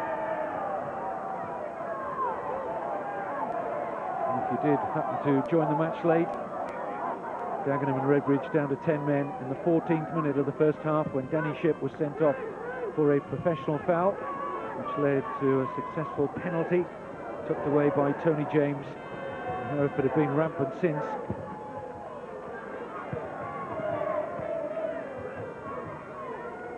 I think what they've given as well is a lesson, Kevin, in how to play against 10 men. Absolutely. I think they've been patient with their pass. They've not tried to, a lot of teams try to dribble. They like to take people on their own. They know they got one man extra. Well, all Hereford have done is play 2 touch, very disciplined football. Got it wide as quickly as they can. They switch play from one side to the other. And they've done it very well. Well, I wonder what the Hereford fans, well, that's what they're making of it. The supporters who have tasted a bitter pill of going so close to the Football League for the last 2 seasons. And they're not used to seeing a heavy defeat like this.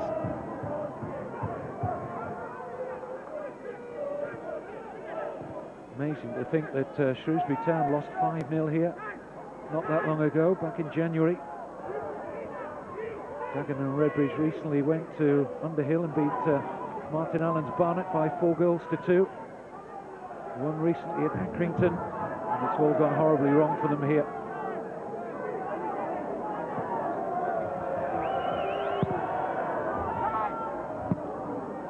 Williams, scorer of that spectacular 6th goal. Well, you haven't said that too often, Kevin, have you? Spectacular 6th goal. I mean, it's just been great to watch as well. You know, even now they're just playing keep ball. Maybe a lot of the fight has gone out of Dagenham. Not surprising. They probably want the game over as quickly as possible. James.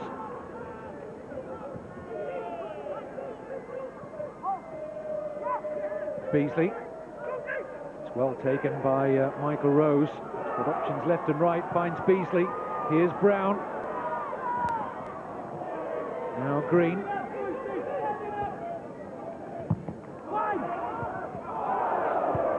You know, when you've lost your last corner to Hereford, when you've lost 2 successive home games as a manager, you want a response from your players, and boy, has Graham Turner had it here tonight. Yeah, I think Hereford players have seen an opportunity and he's just taken it. Even there, Ryan Green, you just felt he could have kept it in the corner, and Turner be more than happy with the way his team's played today. Michael Rose driving in yet another corner, and it's 7! Mark Beasley. Tony Roberts seemed to lose the flight of Michael Rose's corner, pondering that now, but all the smiles belong to a delighted Hereford United. 7-0 they lead here at Dagenham and Redbridge. Well, again, good delivery, lots of pace on the ball, just dipping into that far post area. Where was the marking? And Tony Roberts, no chance at all. Good finish by Mark Beasley. As you can see, it's his first goal for Hereford since his move from Chester. Well, if I was a betting man, I'd have to say they haven't come all the way from Mexico City. But 3rd time this season that Hereford have scored 7 in a match. Foul by Lenny Piper.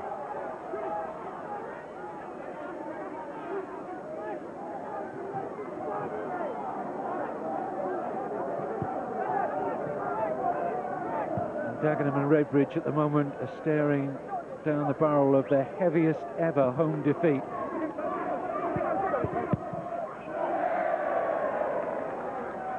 Kurt Jackson in the right back position to clear.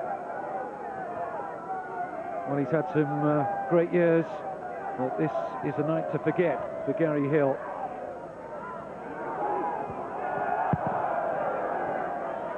Tell you what, none of those Dagenham and Redbridge defenders want a touch of the ball at the moment.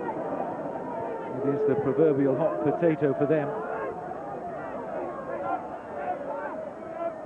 Lenny Piper. Mustafa. And now Jimmy Jackson. Is there a consolation? Oh! Very nearly was. Struck it so well. Last Dagenham put 1 or 2 passes together. Stretching Hereford. Good strike by Jackson. He's drifting past that far post.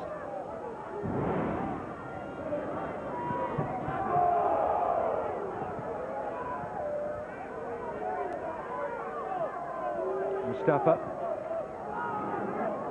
It's a rather sloppy pass from Tarkan Mustafa. Danny Williams can be played in here by Ryan Green. And now, is he going to make it 8? He is, you know. Danny Williams injured himself in the process. But what a night for Hereford United. They are exploiting all manner of gaps, but it was the misplaced pass from Mustafa that set them up. There's the pace of Danny Williams as well, that took him clear of Ashley Vickers, and it's a good sidey finish as well. He's just taken it a little bit early, poked it to the side of Tony Roberts, and it was a tackle. There we see it from Ashley Vickers after Danny Williams has slid the ball home, just caught him on the ankle. Delightful finish by Danny Williams.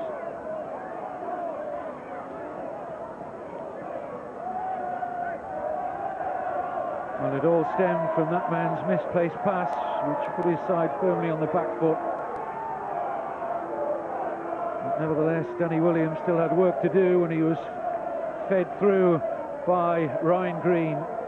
Well, you don't very often see 8-0 away wins.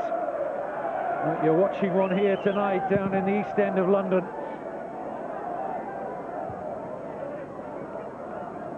And don't go anywhere, because Gary Hill's after-match interview will be worth hearing. No, it's a mistake again, and David Brown's in. Surely not another. Oh! Unbelievable. It's a hat-trick for David Brown. 9-0. What more can you say, Clive? Well, what can we say? Terrible decisions by the Dagenham defence. Really got themselves into all sorts of problems. Again, Tarkan Mustafa and David Brown onto it as sharp as you like. But again, it's been a great finish. Still had a little bit of work to do. Buries it with a plum. A hat-trick for David Brown, and in scoring that, this scoreline now is the equal highest record score in the conference. Sutton United beat Gateshead by the same score back in 1991. And Hereford United have now scored 80 league goals this season, and there are still 10 games of their season left after tonight. Still a few minutes to play scoring here. As well. Could we see another? Brown. And Beasley! Oh! Denied the 10th goal. Brilliant save at full stretch from Tony Roberts. Oh, Tony Roberts has made some good saves as well. It could have been more. In comes a cross, and they're all piling in there. But I swear to you, I'm sure I saw Tony Roberts having a silent prayer there. And who could blame him? Well, he's made possibly two, possibly three very, very important saves. Could we say we could have seen double figures already? Well, spare a thought for the Dagenham and Redbridge goalkeeper, because he's been a tremendous goalkeeper down the years, had a great career. But whatever standard of football you're playing, whether it's in the Premiership, in the Conference, in the local parks, to concede 9 goals is the proverbial nightmare.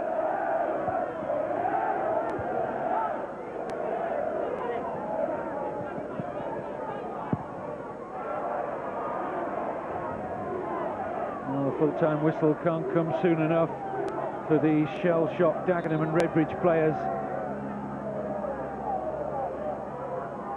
This is a side who have been on the threshold of winning promotion from the conference for the last 2 seasons.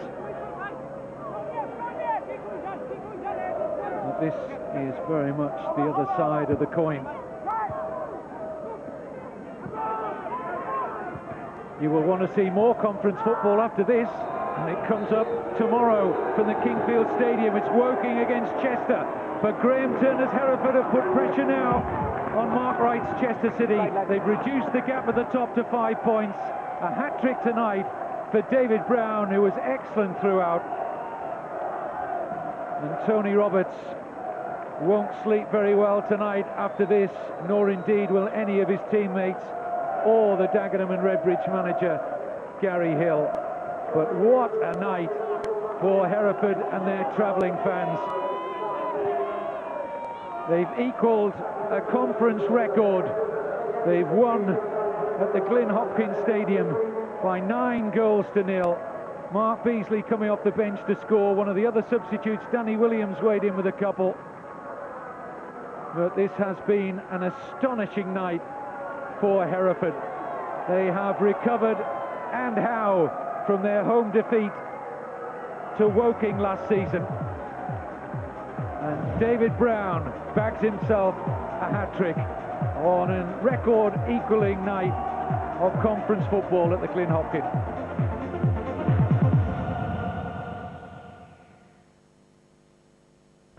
March on Sky Sports. Arsenal take on Man United as the title race reaches gale force. Plus the promotion battles from the Football League, the quarter-finals of the FA Cup and the Scottish Cup. International football with Sweden v England, Scotland, Romania and Republic of Ireland v Czech Republic. Then the Champions League reaches the quarter-finals. March on Sky Sports. It'll blow you away.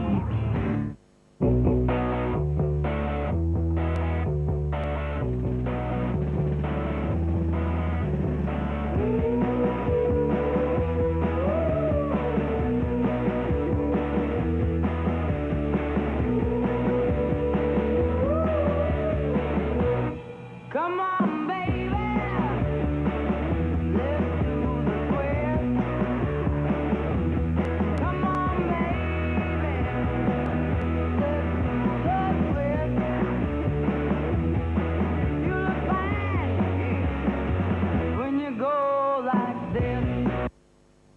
Starting in tomorrow's Daily Mail. Get 20% off at Dagenham's, Britain's favourite department store. Only in tomorrow's Daily Mail. Just a routine chest x-ray? Just a routine chest x-ray. I found out there's lung cancer. And you think to yourself, they must be wrong. You never think it's going to happen to you. If you want to stop smoking, call 0800 169 0169.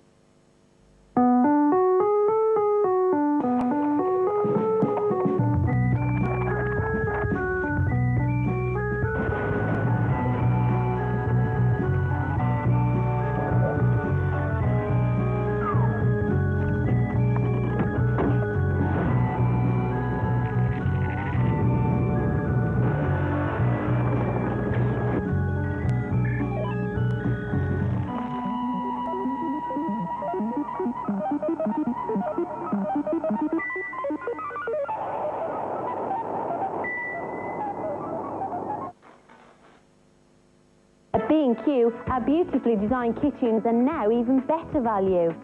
All these doors are half price. This maple shake style kitchen is just £1,595, and with great savings on our stylish bathrooms too.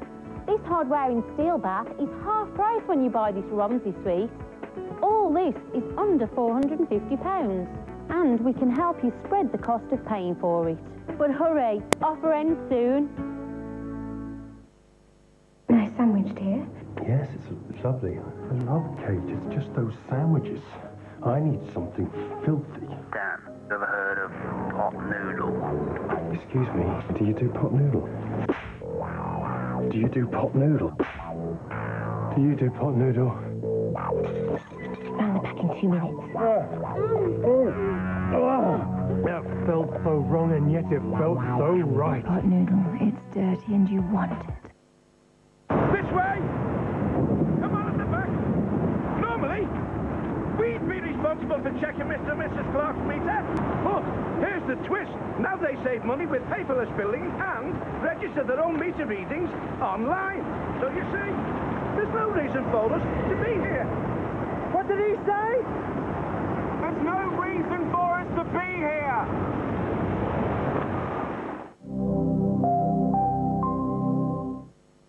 I was thinking about the future of credit cards when...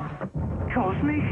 Halifax have just launched their futuristic One Card. It offers 0% for a whole 9 months on both balance transfers and new purchases. Plus, you'll get cash back. And with a spectacular 9.9% typical APR, the Halifax One credit card is out of this world. You don't have to be a rocket scientist to work that out. But you do to fly this. Now, what happens if I press... Who gives you extra? We do.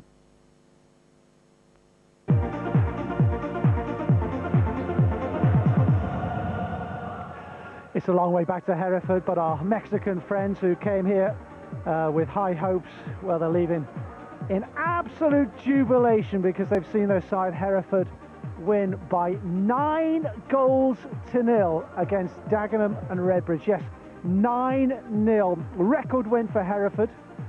Dagenham's heaviest ever home defeat, and it's a scoreline that's equalled the conference record as well. Sutton versus Gateshead back in 1991. One sending off. We'll talk about that a little later on, but let's get some reaction. Hereford captain Tony James and the man of the match David Brown with Johnny Phillips. Okay. Tony, have you ever been involved in a game like that before? No, not very often, no. Yeah, we've had one at home where we scored 7, but to come away and score 9 is a great achievement. Obviously the sending off would have made some difference. Yeah, obviously early sending off obviously sets the pattern for the rest of the game. But to be fair, we attacked really well and put them under loads of pressure and managed to get a lot of goals. Well, David, if we can bring you in, you and Steve Guinan up front, you had an absolute field day. Yeah, I think we, as a team, we all played well, and it was great to score 9 goals. And personally, it was good to get a hat-trick as well. Is that what you dream of as a striker, when the gaps open up like that? Yeah, I mean, as a striker, you get getting goals is the most important thing for you. So yeah, it's brilliant for me and Steve. And Graham Turner said that your away form had been better than the home form lately, but no one expected anything like that. Well, like you said, I think the sending off did affect the game, but we've been doing that all season. I think we've scored 7, 5 and 4 away from home all season, so hopefully we can do it again on Tuesday night. Tony, does this send a message out to Chester City that the title's not yet decided? I suppose it does, yeah. We've come here, played well after a poor home game beforehand. It's just exactly what the team needed. A big boost now to go to Telford on Tuesday. Okay, well, David, you are the man of the match. Tony, if you'd like to do the honours. Yeah, no problem. Well, Brian. Cheers, J-Mo. Thanks a lot, mate. Cheers, fellas. All right, cheers. 9-0. Wonder what Chester boss Mark Wright has made of that. I bet he's watching. They play Woking, of course, tomorrow. Game you can see live on Sky Sports. Ian Snowden. I don't know where to start.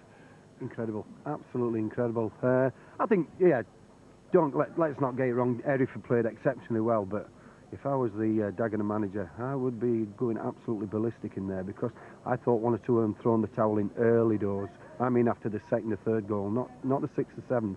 I thought 1 or 2 questions have got to be asked about Dagenham. He'd be bitterly disappointed. His 200th league game in charge, and we talked about it as a turning point. And at the time, it obviously was when Danny Shipp was sent off. Ryan Green going through, and yeah, it went 1-0 was ahead. a big turning point, Rob. But you've seen teams with 10 men cope Manchester City the other day. Exactly, cope a lot better. And I just felt, yeah, one man shouldn't make 9 goals difference. Surely to not. Yeah, well, it was 2-0. You have to credit Hereford, because, you know, we've seen it, as you say, sometimes it is difficult against 10 men, but, you know, they used space. They had great movement throughout the night, didn't they? Yeah, they're right. Graham Turner, he put a system out there that it suited Hereford against the 10 men, because they played with the 2 wide wing backs, and they just kept the ball. They kept it in midfield, and as we said, take nothing away. They've kept the ball. They've scored some great goals, and they played exceptionally well on the night. David Brown's making it 2-0, his 9th goal of the season. I suppose if you could say there was a killer goal, it was right on half-time with Steve Guinan, who was himself having a terrific game. Yeah, he was, and he'll be disappointed that the manager brought him off. I'm sure he'd have loved to have stayed on and got more to his tally, but he'd done enough on the night. And as you say, a striker's goal. He's got across the front of the defender here, and just a little clip with his left foot into the roof of the net. What are you looking, though? I mean, you mentioned that you felt perhaps that a number of the Dagenham players had thrown in the towel. I mean, what kind of response are you looking for? What can they do in a situation like that? And is it a case of we need a leader and, you know, to rally the troops type of thing? It is a difficult one, Rob. But when you, as you said, when you've got 10 men, you've got to show a lot of spirit, but you've also got to be organised and think, well, I'd rather lose 3 or 4-0 than 9, because that is quite embarrassing to lose 9-0, and the manager will be absolutely devastated in there. We wondered what kind of response we'd get from Hereford as much as anything in the second half. We got our answer straight away with Steve Guinan once again. Yeah, just a freak. But where's the marking, Rob? It's just a ball. It's a terrific ball put into the penalty box. Plenty of pace on there. Guinan's done the right thing, made the run, and got on the end of it again, right foot into the roof of the net. But the marking was so poor. I just wonder if that's the thing that Gary Hill will be most disappointed about, because when you look at the 5th goal as well, once again there's another lack of marking. David Brown's on his own 6-yard box. You have a look. There's 2 lads on the post there, 2 lads at the near post, and it's just a free header. He's just stood in the 6-yard box. Keeper couldn't really come for it, and it's just a free header. Okay, everything was going Hereford's way. A substitution, Danny Williams, and arguably this was possibly the goal of the evening, wasn't it? Terrific goal, lovely back heel. He's just picked it up, had a look there, right foot. Great goal. Keeper Tony's absolutely no chance. He's seen it a long way out, hasn't he, Tony Roberts? But it shows the quality of the strike and where he's placed it, because he can get nowhere near it. He's had a look up as well as Williams, and he knows what he's going for. He's going for a right foot curler, and he's to perfection. He's put it right where he wanted it. And we were thinking, as the crowd were thinking, how many could it be? And by this time, well, the Daggers just wanted it all to end, because there were just gaping holes, weren't there, in the back line. It is laughable, but you look at the marking again, just a lad stood on the back Mark post. Beasley on the back post. Little volley. 7, and this is when I thought that my bet were probably down at this time. Yeah, I didn't like to mention that at the top of the show. In case you've just joined us, Ian quietly said that perhaps he fancied the Daggers tonight. Yeah, at 7, I threw my slip away, Rob. Tore it up quietly, yes. Okay, I think we're up to 8, and it was Danny Williams again, the substitution, who I mean, just ran straight through the middle of the defence. Again, Hereford, they kept the ball well, played a lovely ball through, and again he's just advanced keeper again. You feel so sorry for him. He's been exposed many a time, but good little side foot finish beyond Tony Roberts. As I said, just watch a late tackle coming here as well. Ashley Rob. Vickers, just caught him. Yeah, a little bit naughty afterwards. But okay. There's time for another one. I just saw your betting slip just roll over there. And finally it was 9, and this was the record-breaking goal. And a hat-trick too for David Brown, our man of the match. And they just wanted to end Dagenham and Redbridge. Simple as that. Oh, I'm sure Gary Hill and the rest of the players have been dying for the whistle to be blown when it perhaps about 6, to be quite honest. But again, caught in possession there. Brown again just got on the end of it. Little side foot. Keeper no chance. 9-0, and thank you very much. Thank you very much indeed. Let's hear what the Hereford boss has got to say about it. He's with Johnny Phillips. Well, Graham, you mentioned before the match you were better away from home. I didn't realise you were that good. We passed the ball extremely well, didn't we? And it was perhaps unfortunate that a man was sent off, and that ruined it as a spectacle. But certainly from our point of view, we've played well. We've used that extra man to full advantage, and I thought we looked very, very sharp. Thoroughly deserved the win, that's obvious, and some outstanding individual performances. Basically led by David Brown up front. He's deserved his hat-trick, he's deserved all the accolades he'll get. I thought he had an outstanding game, and a lot of other players followed that example. But as a side, we worked tremendously hard, and you could see that out there, the sharpness, the pace, the mobility, and I said before the game, when we get our game flowing, we're a handful for anybody. There did seem to be great movement all the way through the pitch. I mean, Ryan Green at fullback setting up a couple of the goals early on as well. That's right, and they're encouraged to get forward. Michael Rose on the other side was equally prominent in our attacks, and the midfield, plenty of movement from there. But I thought the front two held it up well, and the movement from those two was outstanding. Good night's work. And obviously the last 20 minutes were quite chaotic as well. I think it was only 4-0 with sort of 20 minutes to go. You pleased with the way they just didn't let it die? Well, I think that's important, you know, that you keep the pace going. And sometimes it's difficult, as a lot of sides will say, that, playing against 10 men. But say we've used that extra man to full advantage, and even in the last 20 minutes, we have kept the pace going. Again, I said before the game that we were a very fit side and mobile side, and we used that to full effect. And in terms of keeping the title alive, you really couldn't have wished for anything more. No, I mean, one or two will look at that and it'll open a few eyes, and I think we have graced the conference this season with some of our football. Perhaps we're not the most physical side in the league, and that's where we come unstuck, but certainly when you see us perform like that on a decent playing surface, we're more than a match for most sides. And great for the supporters who made it down as well. It's been a long journey for them. A lot of them could have easily sat at home and watched it on Sky, and we've had a very good following away from home, and I've got to say they must have enjoyed their journeys this year, particularly on the way back home after victories like this. Well done tonight. Thanks for talking to us. Thank you. Yeah, no doubt they enjoyed it. Why is it some sides, you know, enjoy playing away from home as Hereford seem to do this season? I just think they've got the players to counter-attack as well and keep the ball. And as he said, this pitch tonight were excellent condition, and I just think they utilised that man. But it does get a little bit, when you're playing at home and you don't get the right results, they come a little bit nervous, though. You mean in front of the home fans kind of thing? Yeah, they prefer to play away, and it's proved tonight that they do like come on the travels. We saw Yeovil arguably played most football in the conference last season, and they went straight up. They like to play, don't they, in fairness to Hereford? Yeah, they do, and Graham's just said they look sharp tonight as well. And we keep saying that the man changed it, but it's still difficult to beat 10 men usually, and they've exploited it ever so well. But the passing tonight was quite good to watch. Yeah, it was top draw. 9-0, the scoreline. Just to reiterate, I don't think we can believe it ourselves, but let's have a look what it does to the table. That's down at the bottom, the Farnborough and Northwich in the bottom 3. It's all about the top, really, and the gap down to 5 points. Hereford has scored 80 goals this season, which is quite incredible, as they say. And I just wonder now, Ian Snowden, what effect that will have on Mark Wright and Chester. Yeah, they'll definitely have had a look at this result and thought, well, even the goals for now, he's up amongst them. So Chester have got a difficult game tomorrow at Woking, so they're going to know that they need the 3 points. Okay, it's not quite a full programme because, of course, the FA Trophy gets underway as well tomorrow, the quarter-finals. Barnet in 4th place at the moment, are having a great season at home to Tamworth, and in the bottom three. Burton take on Forest Green. It's Farnborough against Accrington. Gravesend against Morecambe, still with hopes of playoffs themselves. Lee RMI versus Margate. And Woking against Chester. That's the game that you can see tomorrow on Sky Sports with myself and Ian Snowden. And don't forget rather, that Woking too have eyes on a playoff prize. That is going to be a very tough game for Chester City tomorrow.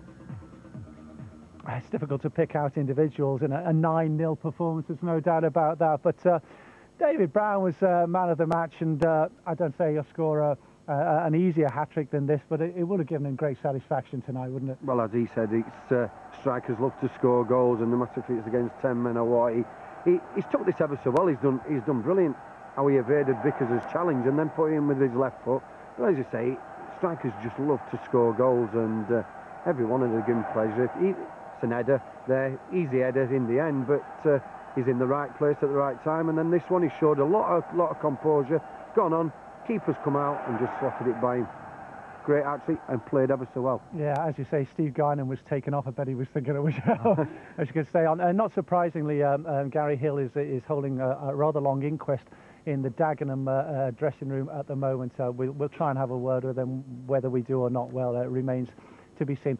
Okay, let's look ahead now. I mean, they've set down the marker, haven't they now, Hereford? It's up to Chester to respond. Without a doubt, and we'll see that tomorrow night. It is a difficult game against Woking, but Mark Wright will have seen the result. He'll fire his boys up, and he'll realise that the gap is closing. So he'll be going out for the 3 points tomorrow, definitely. I mean, presumably the Chester players will have watched that as well. Would have been watching the television. Yeah, without a doubt. Yeah, I'm sure they will have done, and they'll have been very impressed with Hereford's performance. But they've got to forget about that. They've got to go out tomorrow evening and get a result against a useful Woking side. Okay, let's have a look what's coming up here on Sky Sports, and it is really a weekend of tremendous action. The Match Play Championship, Day 3 now, Sky Sports 2. Sunderland versus Norwich tomorrow at noon, Sky Sports 2 action of the Nationwide Division 1. Then we're back with you, Woking versus Chester, 5:30, Sky Sports 1. Real Betis versus Sevilla, Sky Sports Extra tomorrow at 8 o'clock, La Liga. Leeds Liverpool on Sunday, 11:30, the Premiership Plus game, Channel 433. Then the Carling Cup final, Bolton against Middlesbrough, Sunday from 1 on Sky Sports 1. And what about this for a double header? Real Madrid versus Celta Vigo, followed by Deportivo versus Barcelona, Sunday 5:30, Sky Sports 1. Do you think it'll be a bit warmer over there than it is here tonight? Talk about you bringing the weather, by the way. What do you like? Do you know what? I hope it's a little bit warmer tomorrow night. I've heard it's going to be 80 degrees in the shade at Woking against Chester tomorrow. It was funny with Tony James, wasn't it, the Hereford captain, when Johnny asked him, said, have you been involved in a game like that? He said, yeah, won the other week kind of thing. But the way they're scoring goals, 9's almost incidental for Hereford, isn't it? I think the last time I were involved in a game like that, Robert, were under 9s, I think. And that's a lot of years ago, by the way. And just that 200th league game in charge, Gary Hill, my heart goes out to him. He'll be devastated. As a manager, as a team, you want to put on a good performance in front of the Sky cameras, and it just hasn't happened for him tonight. Let me tell you that Ian Snowden looks great in a sombrero. He'll have his moustache on as well tomorrow. We'll be back for Woking against Chester, 5:30. But here, well, we've seen Hereford in record-breaking form. We've watched them bang in 9 in a row. Good night.